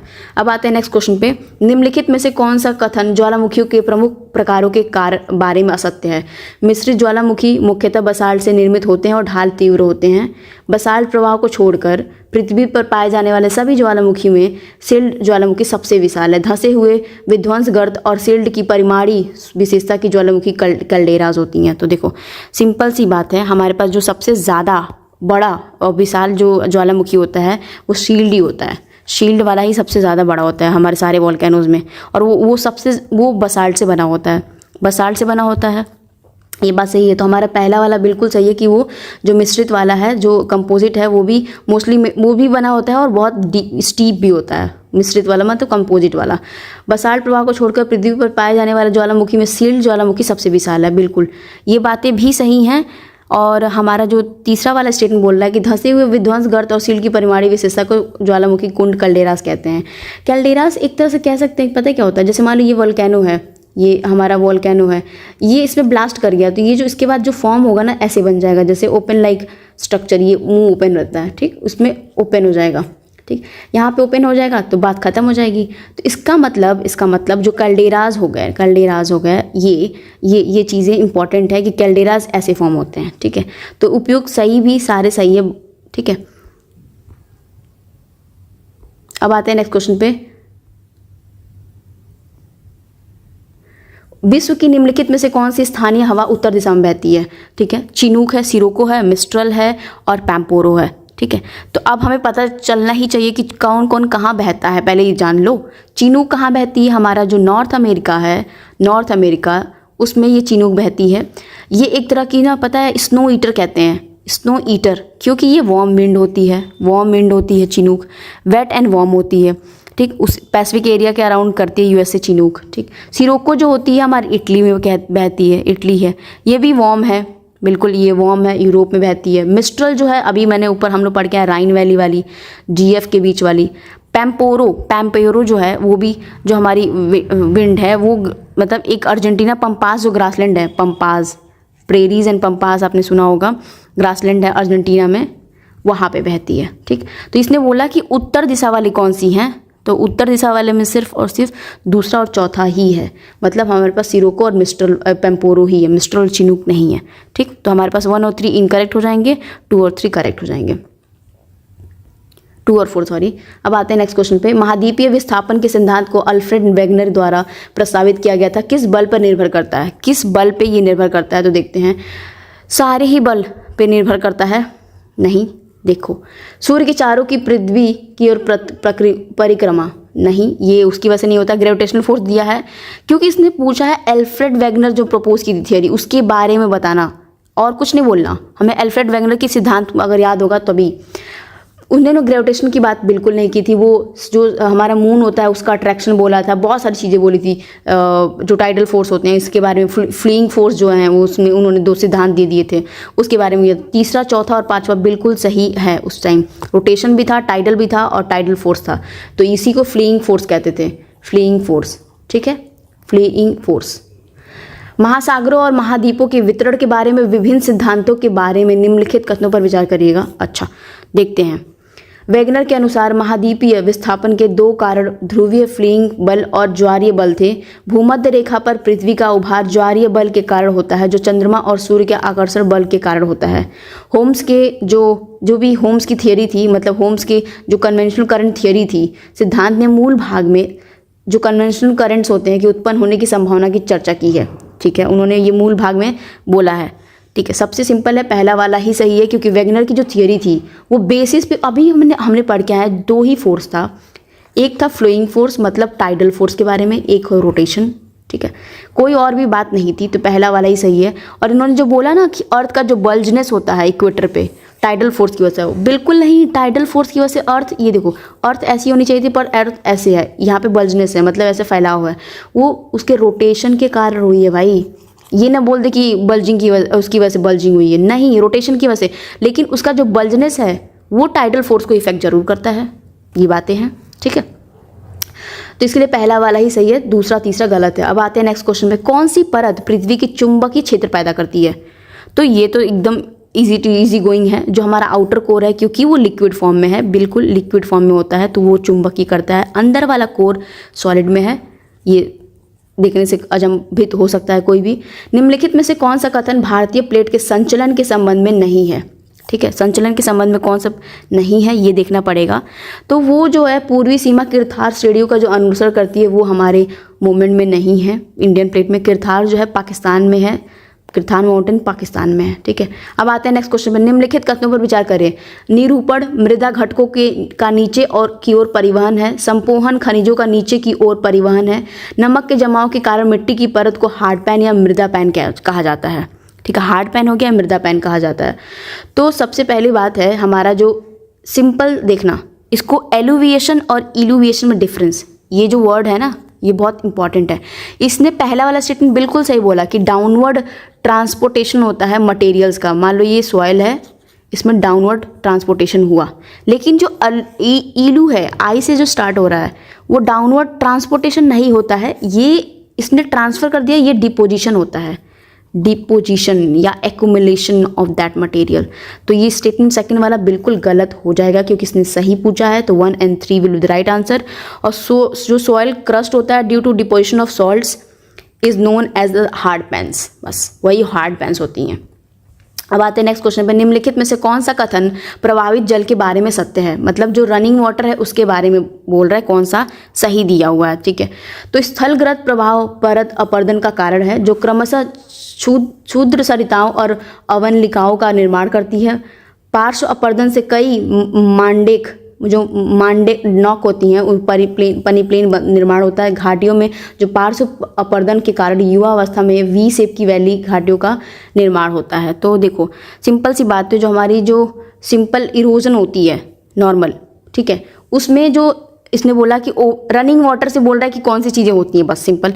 ओवरलैंड जो है फ्लो ऑफ वाटर है कॉजेज द शीट इरोजन, यही तो हमने पढ़ा है कि पानी जो बरसेगा पहले शीट हो जाएगी, फिर जाके रिल बनेगी, हाँ, फिर बड़ी गलीज बनेंगी, ऐसी तो बनती हैं। तो उसने ये सिंपल बात बोल दी, तो ये पहला वाला बिल्कुल सही है।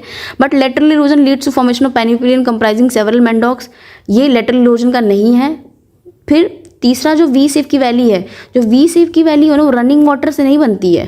जो इसने बोल दिया रनिंग वाटर से बनती है, नहीं, रनिंग वाटर से नहीं बनती है। वो जो बढ़िया वाली आती है ना, जो क्या कहते हैं, नदी की कटाव होती हैं, कट मार के निकलती, उससे बनती है। ये इसके रनिंग वाटर से नहीं बनती है, ठीक है। तो इसीलिए सिर्फ और सिर्फ पहला ही सही हो जाएगा। वायुमंडल के संरक्षण के संबंध में निम्नलिखित कथनों पर कौन से कथन सही है? वायुमंडल मतलब हमारा जो एटमॉस्फेयर बना था, तो उसमें से कथन हम सारे ही पढ़ लेते हैं। तो ऑक्सीजन केवल क्षोभमंडल में पाई जाती है, बोल रहा है कि सिर्फ ट्रोपोस्फेयर में पाई जाती है। नाइट्रोजन और ऑक्सीजन के बाद कार्बन डाइऑक्साइड सबसे प्रचुर मात्रा में पाई जाने वाली गैस है। उष्णकटिबंधीय क्षेत्रों की तुलना में उपोष्णकटिबंधीय क्षेत्रों में धूल कणों का जो उच्च सादृढ़ पाया जाता है, मतलब सब ट्रॉपिकल रीजन्स में हायर कंसंट्रेशन होती है dust particles than tropical regions, ये बोल रहा है, ठीक है। सबसे पहले देखो कॉमन सी बात है, ऑक्सीजन लगभग 120 किलोमीटर तक पाया जाता है और ट्रोपोस्फियर लगभग 15 से 20 किलोमीटर होता है। इसका मतलब ये नहीं कि ऊपर नहीं पाया जा रहा है, तो बिल्कुल गलत हो जाएगा। नाइट्रोजन और ऑक्सीजन के बाद कार्बन डाइऑक्साइड की प्रचुर मात्रा पाई जाती है, बिल्कुल गलत है। और ये इतनी ज़्यादा इंपॉर्टेंट चीज़ है ना कि सब कंफ्यूज रखते हैं, क्योंकि nitrogen and then oxygen then argon, याद रखना, फिर जाके CO2 आता है। सेकेंड वाला भी गलत हो ही जाएगा, 1, 3 and 3, ठीक है। तो इसमें से जो हमारा आंसर है वो हमारे पास तीसरा सही है, क्योंकि पहला वाला बिल्कुल गलत है, क्योंकि उसने ऑक्सीजन को बोला कि सिर्फ और ट्रोपोस्फेयर में ही होता है। उपसौर की स्थिति क्या है? पेरीहिलियन मतलब क्या होता है? पेरी मतलब जो होता है वो होता है पास, थोड़ा पेरी मतलब पास होता है, ठीक है।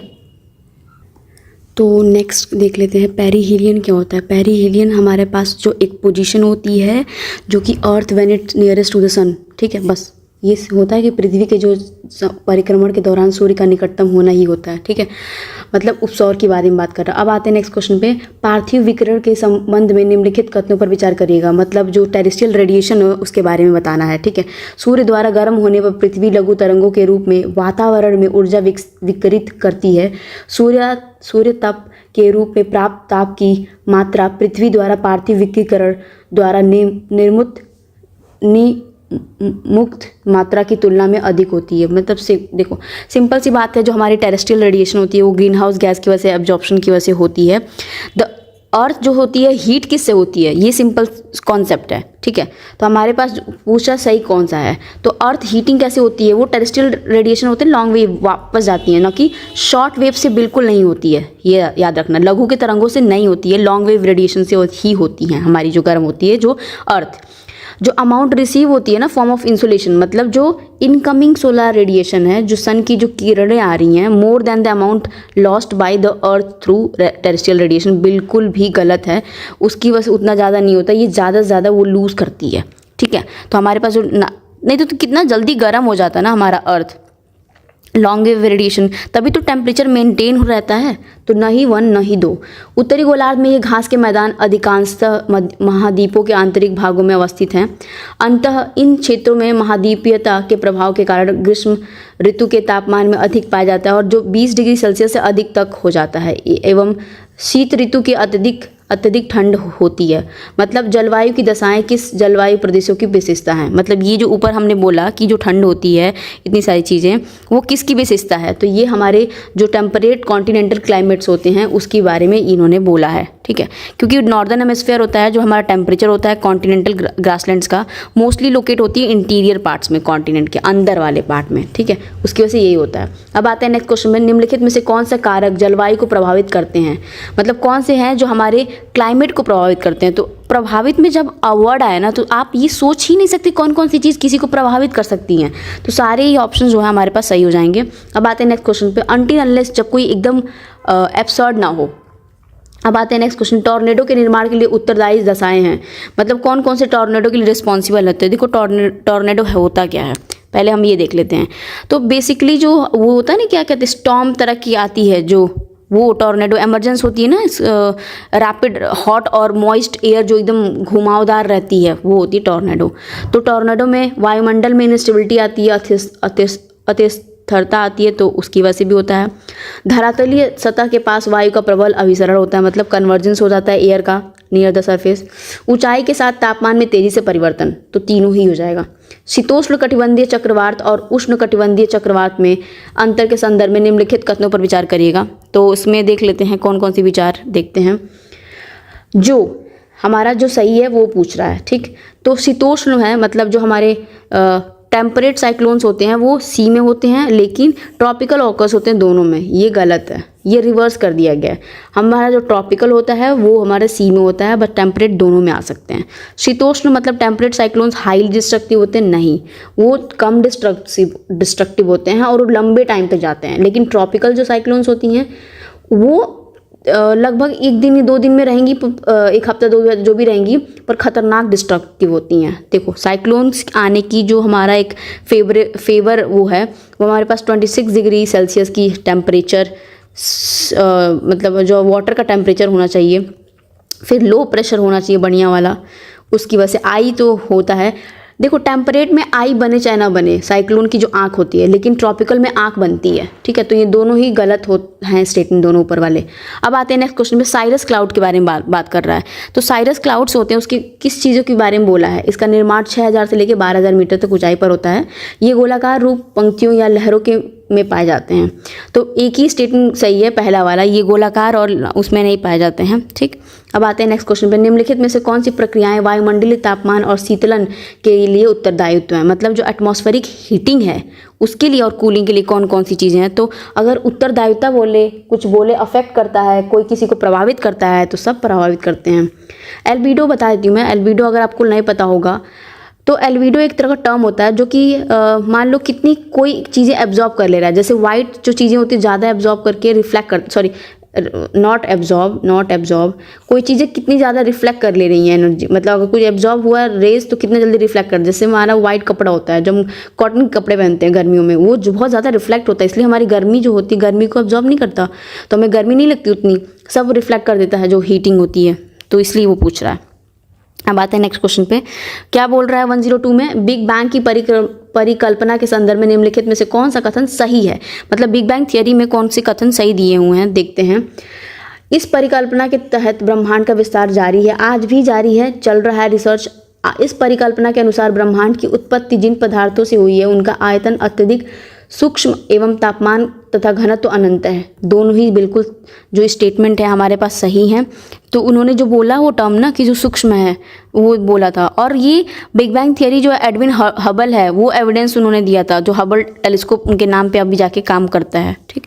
अब आते हैं नेक्स्ट क्वेश्चन पे। कभी कभी सुर्खियों में रहने वाला ग्रेट रेड स्पॉट निम्नलिखित में से किससे संबंधित है? तो ग्रेट रेड स्पॉट जो है एक ही है, जो कि हमारा जुपिटर से आता है। सबसे ज़्यादा इसका मास है, इसका ग्रेविटेशनल फोर्स है, इसका जो प्रभुत्व है वो ज़्यादा है।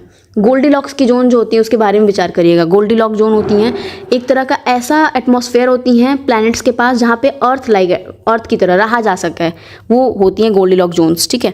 तो इसलिए जो है यह प्रत्येक ग्रह के अंदर एक निवास, प्रत्येक ग्रह के अंदर नहीं होता, उसके ग्रह के वो जो होता है आसपास होता है। यह न तो अत्यधिक गर्म होता है, न ही अत्यधिक ठंडा होता है, बिल्कुल सही है, इसीलिए ये रहने लायक होता है। तो हम रह तो रहे हैं, जो हमारे अर्थ है वहाँ पर रह रहे हैं, वो गोल्डीलॉक्स जोन है। अब आते हैं नेक्स्ट क्वेश्चन में। निम्नलिखित कथनों पर विचार करिएगा। यदि पृथ्वी सूर्य की परिक्रमा ना करती तो सर्वस्व दिन रात बराबर होते। यदि पृथ्वी अपनी धुरी पर झुकी ना होती तो एक गोलार्ध में दिन सदा ही बड़े, रातें छोटी रहती, जबकि दूसरे गोलार्ध में रातें बड़ी और दिन छोटे रहते। मतलब रिवर्स की बात कर रहा है। सिंपल से सोचो, रोटेशन होती है हमारी जो अर्थ की, मतलब पहले तो बोल रहा है रिवॉल्यूशन, एक होता है रोटेशन। तो अगर रोटेशन अर्थ की है तो रोटेट कहाँ से करती है? वेस्ट टू ईस्ट करती है हमारी अर्थ, ठीक है, अपने एक्सिस पे, उसको रोटेशन कहते हैं। जब सन के अराउंड करती है तो रिवॉल्यूशन होती है, और रोटेशन की वजह से हमारा दिन रात होता है, उसकी वजह से हमारे पास चेंजेस आते हैं, क्लाइमेट और सीजनल वाले जो बड़े वाले चेंजेस होते हैं, जो हमारा रिवॉल्यूशन होता है। तो जो अगर अर्थ टिल्ट नहीं होती तो जो दिन और रात हैं वो इक्वल होते हैं, अगर टिल्ट नहीं होती तो दिन रात इक्वल होते, ये बात सही है। सिमिलरली अगर अर्थ रिवॉल्व नहीं करती तो वो एक हेमिस्फीयर में जो है वो लॉन्ग नाइट्स होती हैं और एक में शॉर्ट होती हैं। मतलब ये सिंपल सी बात है कि ये दोनों ही स्टेटमेंट में गलत है, क्योंकि इसने बोला कि परिक्रमा ना करती सर्वस्व दिन रात बराबर होते, ठीक है। तो ये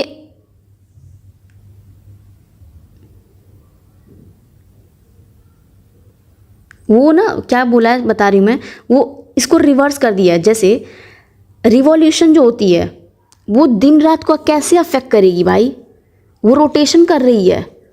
बात इन्हें सही बोली है, पर ये जो रिवॉल्यूशन रोटेशन का चेंज कर दिया, ये इन्होंने गेम खेला है। तो इसीलिए जो दूसरा है और पहला है, ये एक दूसरे की परिक्रमा नहीं करते, परिक्रमा नहीं, रोटेशन है, रोटेशन।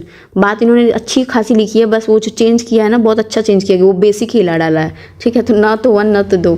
अब आते हैं नेक्स्ट क्वेश्चन पे। जापान में मत्स्य व्यवसाय के संदर्भ में निम्नलिखित कथनों पर विचार करिएगा। मछली की जो प्रोडक्शन उसके बारे में बोल रहा है कि जापान द्वीपों का देश है जहाँ कटी फटी तटरेखा पर बंदरगाह अवस्थित है, ठीक है। रिब्ड कोस्टलाइंस हैं। जापान में बड़ी संख्या में नदियों में मछली पकड़ी जाती है। जापान में केवल 16% कृषि योग्य भूमि है और भोजन की कमी रहती है। बिल्कुल सही है, आपने देखा होगा वो सिंचन और वो डोरेमोन ये सब वाले में, तो वो लोग ना नॉर्मली कुक्ड राइस ये सब नॉर्मली जो ओशन के होते हैं वो सब खाते हैं, ना कि हमारी तरह रोटी यूटी ऐसे, क्योंकि वहाँ पे जो लैंड है, रिवर लैंड वो ज़्यादा नहीं है, ठीक। तो और वो नदी की वजह से नहीं पकड़ी जाती, ओशन करंट्स में ज़्यादा होते हैं, तो इसलिए 1 और 3 जो आंसर हो जाएगा। अब आते हैं नेक्स्ट क्वेश्चन पर। निम्नलिखित में से कौन सा प्रशांत महासागर की धाराएं हैं, मतलब कौन से पैसिफिक ओशन में फ्लो करती हैं, ठीक। सिंपल सी बात है, हमारे पास जो है एक तो नॉर्थ वाला इक्वेटोरियल साउथ काउंटर सब पैसिफिक ओशन, कुरोशियो है, कुरोशियो है, क्यूरियल है, क्रूशियल है, क्यूरियल है, और अगुलास है, अगुलाश है, सोमालिया है, सोमालिया जो है, कैलिफोर्निया जो है वो हम्बोल्ट है, पेरू वाला, पेरू वाला, पेरू। तो हगुलास, कैलिफोर्निया, हम्बोल्ट, पेरू, सोमालिया, तो ये सारे जो हैं हमारे उसमें हैं, पैसिफिक ओशन में आते हैं, उनके संदर्भ में होते हैं। तो इसमें सिर्फ और सिर्फ पहला और दूसरा ही आंसर हो जाएगा, क्योंकि जो प्रशांत महासागर में वो होते हैं, पैसिफिक ओशन में ये नहीं आते, फ्लोरिडा और ये सब चीज़ें, ठीक। तो 1 और 2 विल द राइट आंसर। अब आते हैं नेक्स्ट क्वेश्चन पे। निम्नलिखित कथनों पर विचार करिएगा। काली मृदा वर्षा वाली फसलों को भी शुष्क ऋतु के दौरान पोषित करने में सहायक होती हैं। काली मृदा में स्वतः जुताई की विशेषता पाई जाती है, बिल्कुल वो सेल्फ इरिगेशन होती है, सेल्फ प्लग्ड कहते हैं इसे, सेल्फ प्लग्ड कह लीजिए, सेल्फ इरिगेटेड होती हैं, वो होती हैं हमारी ब्लैक जो सॉइल होती हैं। और ब्लैक सॉइल लगभग जो डेक्कन वाला एरिया है ना, सबसे ज़्यादा पाई जाती हैं महाराष्ट्र के टाइप में। तो हमारा पहला और दूसरा बिल्कुल सही है। अब आते हैं नेक्स्ट क्वेश्चन पर। निम्नलिखित में से कौन सी आपदाओं को प्राकृतिक आपदाओं के रूप में वर्गीकृत किया जा सकता है, कौन से प्राकृतिक होते हैं, तो देख लेते हैं। हिमस्खलन, ठीक है, जो अवलांची आती है, साइक्लोन आता है इंसेक्ट का, तो सारे ही हैं। निम्नलिखित कथनों पर विचार करिएगा। कोरलिसिस बल विषुवत रेखा पर अधिकतम होता है, मतलब बोल रहा है कोरलिसिस फोर इक्वेटर पे मैक्सिमम होता है, ध्रुवों पर जो कोरलिसिस फोर होता है वो 0 होता है। ये दोनों स्टेटमेंट स्वैप कर दिया गया है, तो नहीं 1 ना तो 2। कोरलिसिस फोर जो होती है इक्वेटर पे 0 होती है, 0। इसीलिए यही एक कारण है, इसीलिए साइक्लोन इक्वेटर के पास नहीं आते हैं, नहीं आते हैं, ये मेजर रीज़न है, क्योंकि कोरलिसिस फोर्स 0 होता है। कोरलिसिस फोर्स रोटेशन पे डिपेंड करता है बस, तो इसीलिए ये भी गलत है, ये भी गलत है। अब आते हैं नेक्स्ट क्वेश्चन में। महाद्वीपीय जो सेल्फ के संदर्भ में निम्नलिखित कथनों पर विचार करिएगा। कॉन्टिनेंटल सेल्फ हो रहा है, ये देखिए हमारा कॉन्टिनेंट है, तो जो स्लोप एरिया होती है ना, ये जहाँ से ये ओशन शुरू हो जाएगा, ओशन वाला एरिया हो जाएगा शुरू, पानी पानी पानी पानी, तो ये जो होती है कॉन्टिनेंटल सेल्फ होती हैं। तो ये रिच इन वैल्यू रिसोर्सेज तो होती हैं भाई पानी से, और इनका जो कहते हैं ना ट्रांजिशन जोन है उसकी वजह से होती हैं ये। Marine organisms are not found in the continental shelf, मतलब मरीन जो है वो नहीं मिलेंगे, नहीं ही मिलेंगे, एक भी नहीं मिलेगा। गलत है भाई, सेकंड वाला गलत है, पहला ही सही हो जाएगा। मृदा निर्माण प्रक्रिया को नियंत्रित करने वाले कारकों में निम्नलिखित में से कौन सा सम्मिलित है, कौन से सम्मिलित हैं ये बोल रहा है, ठीक। तो देखते हैं कौन से सम्मिलित हैं। स्थलाकृति, महासागरीय धाराएं, जलवायु, सूर्य का प्रकाश, समय, सभी के सब सम्मिलित हैं। अब आते हैं नेक्स्ट क्वेश्चन में। नदी की धारा अपनी वृद्धा अवस्था में निम्नलिखित में से कौन सी आकृतियों का निर्माण करती है, तो मतलब जो एकदम वृद्धा हो जाती है तो कौन सी करती है, तो वृद्ध में ऐसे मियंडर करेगी, ठीक है, ऑक्सबो लेक बनाएगी, वो सारी चीज़ें करती है वृद्धावस्था में, तो दूसरा और तीसरा ही हो जाएगा। बी प्रकार की घाटियाँ ना, नहीं, वो एकदम तेज़ी से जब पानी आती है एकदम माउंटेन से ऐसे फाड़ती हुई, तो वो वी शेप की वैली बनाती है। निम्नलिखित कथनों पर विचार करिएगा। ऊंचाई बढ़ने के साथ तापमान में वृद्धि हो जाती है, ऊंचाई बढ़ने के साथ वायु दाब में कमी होती है, तो ऊपर जाने पे जो एटमॉस्फेरिक प्रेशर होता है वो कम हो जाता है। ये स्टेटमेंट सेकंड वाला बिल्कुल सही है, पर पहला वाला गलत है। ऊंचा उठेंगे हमारा तो टेम्परेचर गिरता है, ठीक है, और लगभग 1 डिग्री सेल्सियस 165 मीटर पे गिरता है। ये क्या पता पूछ ही दे सेकंड वाला, इसीलिए पहला वाला गलत हो जाएगा, सेकंड वाला सही हो जाएगा। निम्नलिखित कथनों पर विचार करिएगा। शीत ऋतु में मेघ विहीन आकाश वाली लंबी रात और शांत वायु शांत वायु की कंडीशन आदर्श स्थिति होती है। पहाड़ों एवं पर्वतीय क्षेत्रों में अपवाह के कारण ये जो घटित होता है, मतलब इन्वर्जन घटित होता है, वो वर्ड नहीं बोल पा रही मैं, पर इन्वर्जन घटित होता है। ठीक है, तो सबसे पहले हमने ऊपर देखा ना कि अगर ऊपर बढ़ रहे हैं हम, टेम्परेचर ऊपर जा रहे हैं तो टेम्परेचर डाउन हो रहा है। लेकिन अगर ऐसा हो कि ऊपर बढ़ते हुए भी टेम्परेचर बढ़े तो इसी को टेम्परेचर इन्वर्जन कहा जाता है। ठीक है, ऊपर जाते हुए भी, और ऐसा दो ही में होता है, एक होता है आइनोस्फेयर में, एक होता है स्ट्रेटोस्फेयर में, दो ही लोगों में होता है। तो 115 का न तो 1 न तो 2, दोनों ही जो सही नहीं है वो बोल रहा है। ठीक है, किसी भी स्थान वायु का तापमान निम्नलिखित में से कौन से कारकों से प्रभावित होता है? कौन से कारण होते हैं जिसकी वजह से प्रभावित होता है? तो ये प्रभावित तो सबसे होता है भाई। अब आते हैं नेक्स्ट क्वेश्चन में, निम्नलिखित में से कौन सा युग्म सही सुमेलित है? एल्बिडो जो होती है वो पृथ्वी के सौर विकिरण के प्रतिबिंब का मात्रा प्रतिशत है, वही मैंने बोला, जो कि एक तरह के रिफ्लेक्शन पावर्स होती हैं। तापमान में वृद्धि जो होती है, ऊंचाई में वृद्धि के साथ तापमान में गिरावट होती है। एक मिनट, ऊंचाई में वृद्धि है तो तापमान में गिरावट है, और ये इन्वर्जन नहीं होता, इन्वर्जन नहीं होता है वो, जो कि उल्टा होता है। पार्थिव विकिरण ग्रीन हाउस गैसों का जो अवशोषित लंबी तरंग विकिरण होता है।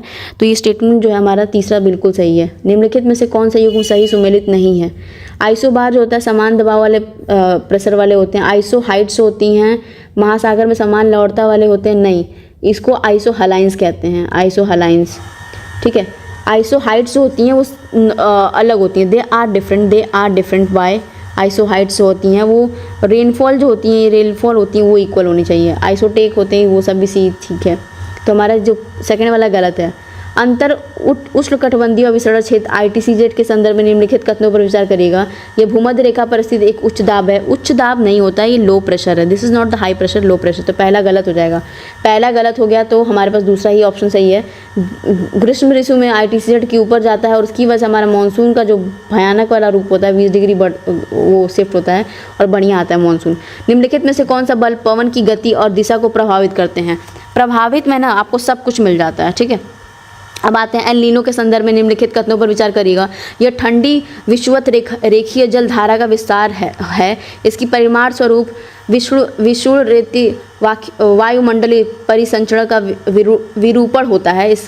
इसके परिणाम स्वरूप सागरीय जल के वाष्पीकरण में अनियमितता उत्पन्न हो जाती है। मतलब एल नीनो के बारे में बात कर रहा है। तो एल नीनो हमारी जो होती है ना, वार्म करंट का एक्सटेंशन होती है। किसका होती है? वार्म करंट का, याद करना, वार्म करंट का है। तो उसने कभी स्टेटमेंट में पहले वाले में बोला ठंडा है, नहीं, दूसरा और तीसरा सही हो जाएगा इसकी वजह से। ठीक है, अब आते हैं नेक्स्ट क्वेश्चन में। यह गहरे भूरे रंग का कम ऊंचाई वाला मेघ होता है। यह हिम के जल के रूप में निरंतर वर्षा करता रहता है। यह धरातल 3000 मीटर तक ऊंचाई पर रहता है। तो ये कौन सा वर्षा करता है, वो कौन है? तो ये होता है निम्बो स्टेटस वाला। तो निम्बुड़ा करके गाना आता है ना, तो बारिश आती है, ऐसे याद कर सकते हैं हम। निम्नलिखित में से किस स्थिति में संघनन होता है? मतलब हमारा जो कंडेंसेशन होता है किस स्थिति में होता है? ये नॉर्मल क्वेश्चन पूछा है। तो ये हमारे पास वायु का आयतन नियत हो एवं तापमान उसांक तक गिर जाए, वायु का आयतन और तापमान दोनों ही कम हो जाए। तो 1 और 2 विल द राइट आंसर। वर्षा के द्वारा हवा से जलवाष्प को हटा दिया जाए, तो इसकी वजह से नहीं होता है कि हमारा कंडेंसेशन हो जाए। ठीक है, तो हमारे पास पहला वाला ही सही हो जाएगा। 124 देख लेते हैं। मानव भूगोल में संबंधित निम्नलिखित कथनों पर ध्यानपूर्वक पढ़ें और सत्य उत्तर का जो है वो चुनाव कर लें। ठीक है, तो देखते हैं मानव भूगोल में सम्मिलित जो है सामाजिक, सांस्कृतिक, जनसंख्या, अधिवास, आर्थिक, ऐतिहासिक, राजनीतिक, भूगोल सब आता है। जो हमारी ह्यूमन ज्योग्राफी सब कुछ आती है, इसलिए वाइडर रहता है। अब आते हैं नेक्स्ट क्वेश्चन पे। भारतीय उपमहाद्वीप की जलवायु कौन सी है? हमारी जो वो है, मतलब क्लाइमेटिक जो कंडीशंस हैं वो कौन सी हैं? तो वो है हमारे पास ट्रॉपिकल वेट क्लाइमेट कि ट्रॉपिकल मानसूनल क्लाइमेट। हाँ, ट्रॉपिकल मानसूनल, वेट नहीं है, we are not in wet, तो हमारा मानसून ही है। ठीक है, वृक्ष जो हमारा वृक्षाकार होता है अपवाह तंत्र के संदर्भ में निम्नलिखित कथनों पर विचार करेगा। वृक्षाकार अपवाह होते हैं। ठीक है, ड्रेनेज सिस्टम, डेंड्रियाटिक ड्रेनेज सिस्टम की बात कर रहा है। डेंड्रियाटिक मतलब ऐसे है, तो ऐसे ऐसे ऐसे ऐसे वाला। जब नदी या पर्वत से निकलकर सभी दिशाओं से में प्रभावित होती हैं तो इसे वृक्षार अपवाह तंत्र कहते हैं। हिमालय की नदियाँ वृक्षार अपवाह तंत्र का अनुसरण करती हैं। तो देखो, जब भी हिमालय से निकलती हैं ना तो वो जो हमारे पास होती है ये डेंड्रियाटिक नहीं करती, रेडियल पैटर्न्स करती है, रेडियल पैटर्न्स, इसीलिए गलत हो जाएगा, सेकंड वाला ही सही हो जाएगा। निम्नलिखित कथनों पर विचार करिएगा। फॉल्ट माउंटेन फॉर्म होते हैं जबकि दो टेक्टोनिक प्लेट्स जो होती हैं मूव करती हैं अपोजिट डायरेक्शन में। The Black Forest as the Vosges was just are the examples of the fault mountain. तो ये दोनों बिल्कुल सही हैं स्टेटमेंट, बिल्कुल सही हैं। जो फॉल्ट माउंटेन होते हैं ना, दो प्लेट्स अलग अलग जाती हैं तो फॉल्ट ये जो होता है ये उसकी वजह से होता है। ब्लैक फॉरेस्ट और वॉसजेगस होती है वो है। आप हिमालय, जब आप हिमालय में यात्रा करते हैं तो आप निम्नलिखित में से क्या देखेंगे, कौन सी चीज़ें देखेंगे आप हिमालय में देखेंगे तो गहरे गोर्ज, ठीक है, समांतर सब आप देख सकते हो। किस कारण से भिन्न भिन्न मौसम में दिन और रात के समय की अवधि भिन्नताएं होने लगती हैं, तो किस कारण की वजह से, तो पृथ्वी की जो झुकाव है ना 23.5 डिग्री सेल्सियस, अरे डिग्री नॉट सेल्सियस, डिग्री, उसकी वजह से होता है। अब आते हैं 130 में, उत्तर प्रदेश की कृषि के संदर्भ में निम्नलिखित में से कौन सा कथन सही है, सत्य है। यूपी स्पेशल स्टार्ट हो गया भाई, अब देखते हैं, ठीक है। तो हमारे पास प्रदेश में गेहूं की सर्वाधिक उत्पादकता गंगा और घाघर दोआब में क्षेत्र में होती है, बिल्कुल सही है। मेरठ जिला गन्ने के उत्पादन में सबसे अधिक अच्छा माना जाता है, मेरठ, हाँ मीठा। प्रदेश में कुल कृषि जलवायु क्षेत्र 9 है, हाँ 9 क्लाइमेटिक जोन्स भी हैं, तो हमारे पास सारे आंसर हो जाएंगे। उत्तर प्रदेश के कौन से जिले नेपाल से साझा करते हैं, तो कौन से जिले हैं नेपाल से साझा करते हैं, तो ये हमारे पास बलरामपुर है, लखीमपुर खीरी है और ये मुरादाबाद है। महाराजगंज जो है वो नहीं करता, तो उत्तर प्रदेश में जो है पीलीभीत है, लखीमपुर खीरी है, बहराइच है, श्रावस्ती है, बलरामपुर है, सिद्धार्थनगर है, महाराजगंज है। तो सिद्धार्थनगर, महाराजगंज ये सब भी तो हैं, तो इसकी वजह से हमारे पास सी आंसर हो जाएगा 1, 2 का 4। अब आते हैं नेक्स्ट क्वेश्चन पे। उत्तर प्रदेश की भौगोलिक स्थिति के संबंध में निम्नलिखित में कथनों पर विचार करेगा। भौगोलिक में कौन कौन सा, भाबर क्षेत्र और दक्षिणी पूर्व क्षेत्र को छोड़कर पूरा प्रदेश नदियों द्वारा बाढ़ के दौरान लाई गई कांप मृदा से बना है। दक्षिणी पठारी प्रदेश का जो ढाल है दक्षिणी से उत्तर की ओर है, ठीक है, दक्षिणी से उत्तर तक है। तो दो स्टेटमेंट जो है सही नहीं है, दोनों स्टेटमेंट सही है, तो इसीलिए न तो 1 न तो 2। अब आते हैं नेक्स्ट क्वेश्चन पे। नीचे दो कथन दिए गए हैं, एक उसका कारण दिया गया, एक अभिकथन दिया। उत्तर प्रदेश जलवायु की दृष्टि से उपोष्ण कटिबंध में आता है। दक्षिणी जो पठारी क्षेत्र है ग्रीष्म में ऋतु में नमी बिल्कुल नहीं रहती, तो इसमें नमी बिल्कुल नहीं रहती, तो उसके बारे में देख लेते हैं। तो हमारा जो भाबर रीजन होता है वो उत्तर प्रदेश में जो उपोष्ण कटिबंधीय है, मतलब जो हमारा point of Uttar Pradesh fall करता है ना सब ट्रॉपिक में, उसके बारे में बोल रहा है।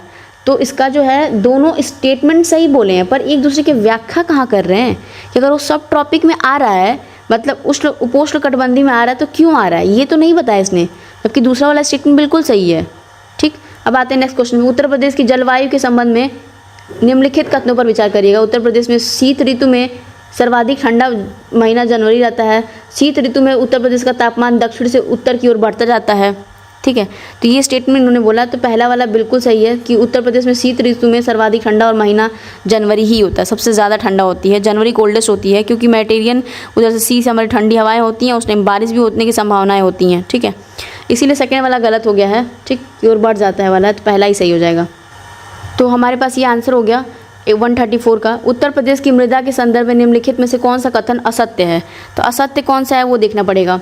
तो वायु अपरदन से प्रदेश में सर्वाधिक प्रभावित जिला है वो सीतापुर है, ये बिल्कुल गलत है, क्योंकि जो हमारा रीजन होता है ना सॉइल इरोजन उत्तर प्रदेश में, उसकी वजह से वो क्यों, मानसून है, रेनफॉल है, फॉरेस्ट नहीं है, इंटेंसिटी स्लोप नहीं है, तो जो मथुरा और आगरा है वो सबसे बर्बाद हैं। मतलब जो मथुरा हो गया या आगरा हो गया इस मृदा में, वो सबसे ज़्यादा वर्स्ट इफेक्टेड है एयर इरोजन में, ठीक है। तो और मोस्टली जो एयर इरोजन के बारे में बात कर रहा है, पर ये तो मृदा इरोजन के बारे में बोला ना, तो लेकिन सिंपल सी बात है कि हमारा जो सीतापुर है वो नहीं है, क्योंकि आप सोचो ना जो साइड वाले होंगे उनकी वजह से इरोजन ज़्यादा होती है ना, तो 135 का जो सेकंड वाला है वो गलत हो जाएगा। अब आते हैं नेक्स्ट क्वेश्चन पे। गंगा मतलब नदी दी हुई है, उसका उद्गम कहाँ से दिया है, ये सबसे इजी और अच्छे क्वेश्चंस होते हैं। गंगा रिवर होती है कहाँ से ओरिजिनेट करती है, तो उत्तराखंड से होती है। घग्गर तिब्बत से करती है, बिल्कुल सही दिया हुआ है। गोमती जो है उत्तर प्रदेश लखनऊ में करती है, मतलब प्रवेश टच करके जाती है लखनऊ से। राप्ती रिवर जो होती है नेपाल से, तो ये तो सारे स्टेटमेंट सही दिए इन्होंने। 136 का हो जाएगा ए, 1 2 3। अब आते हैं नेक्स्ट क्वेश्चन पे। उत्तर प्रदेश में स्थित प्रमुख झीलों के संदर्भ में निम्नलिखित में से कौन सा युग्म सही है। झील का नाम दिया और उसका स्थान दे दिया है। जो मेजर लेक्स होते हैं ना, किथम सरोवर लेक है, जो सरोवर जो लेक है वो आगरा में है, not in the Gorakhpur, not in the Gorakhpur. तो आगरा का जो पेठा होता है वो खा के सुर निकलते हैं, गाना आता है। करेला जो होता है, करेला वाला लखनऊ में है, करेला वाला लखनऊ में। राधा कुंड जो है, देखने से ही लग रहा है राधा कुंड कहाँ होगा, मथुरा में, मथुरा में एग्जैक्टली। रामगढ़ ताल है वो गोरखपुर में है। तो हमारे पास 137 का जो आंसर हो जाएगा, उसमें तो इन्होंने ऑप्शन नहीं दिया, ठीक है, मैच द फॉलोइंग है। 138 देख लेते हैं, उत्तर प्रदेश के प्रमुख बांध के संदर्भ में निम्नलिखित में से कौन से युग्म सही दिए हुए हैं, तो ये भी मैच करना है। तो सबसे पहले हम देखते हैं कि चंद्रप्रभा जो होती है वो कहाँ से निकलती है। चंद्रप्रभा रिवर से निकलेगी, और इस पे स्टेटस जो है चाकिया, ये चंदौली है, ठीक है, चंद्रप्रभा का। तो कौन सी नदी से निकलती है वो वाला गलत, इसमें बोला सही सुमेलित गया, चंद्रप्रभा से निकलेगी, कन्हार से नहीं निकलती है। गढ़वा जो है गढ़वा रिवर से निकलती है, चित्रकूट में है तो कदरिया, वो भी गलत दिया। राजघाट जो बिरमा है, तो राजघाट से कौन, बेतवा रिवर से निकलती है। माता टीला डैम भी है, वो माता टीला डैम बेतवा रिवर पे ही है। तो हमारे पास 138 का जो हो जाएगा, हमारे पास इन्होंने बोला सही उत्तर का चयन दिए 1 2 3। एक minute, major dams Uttar Pradesh में यही हैं,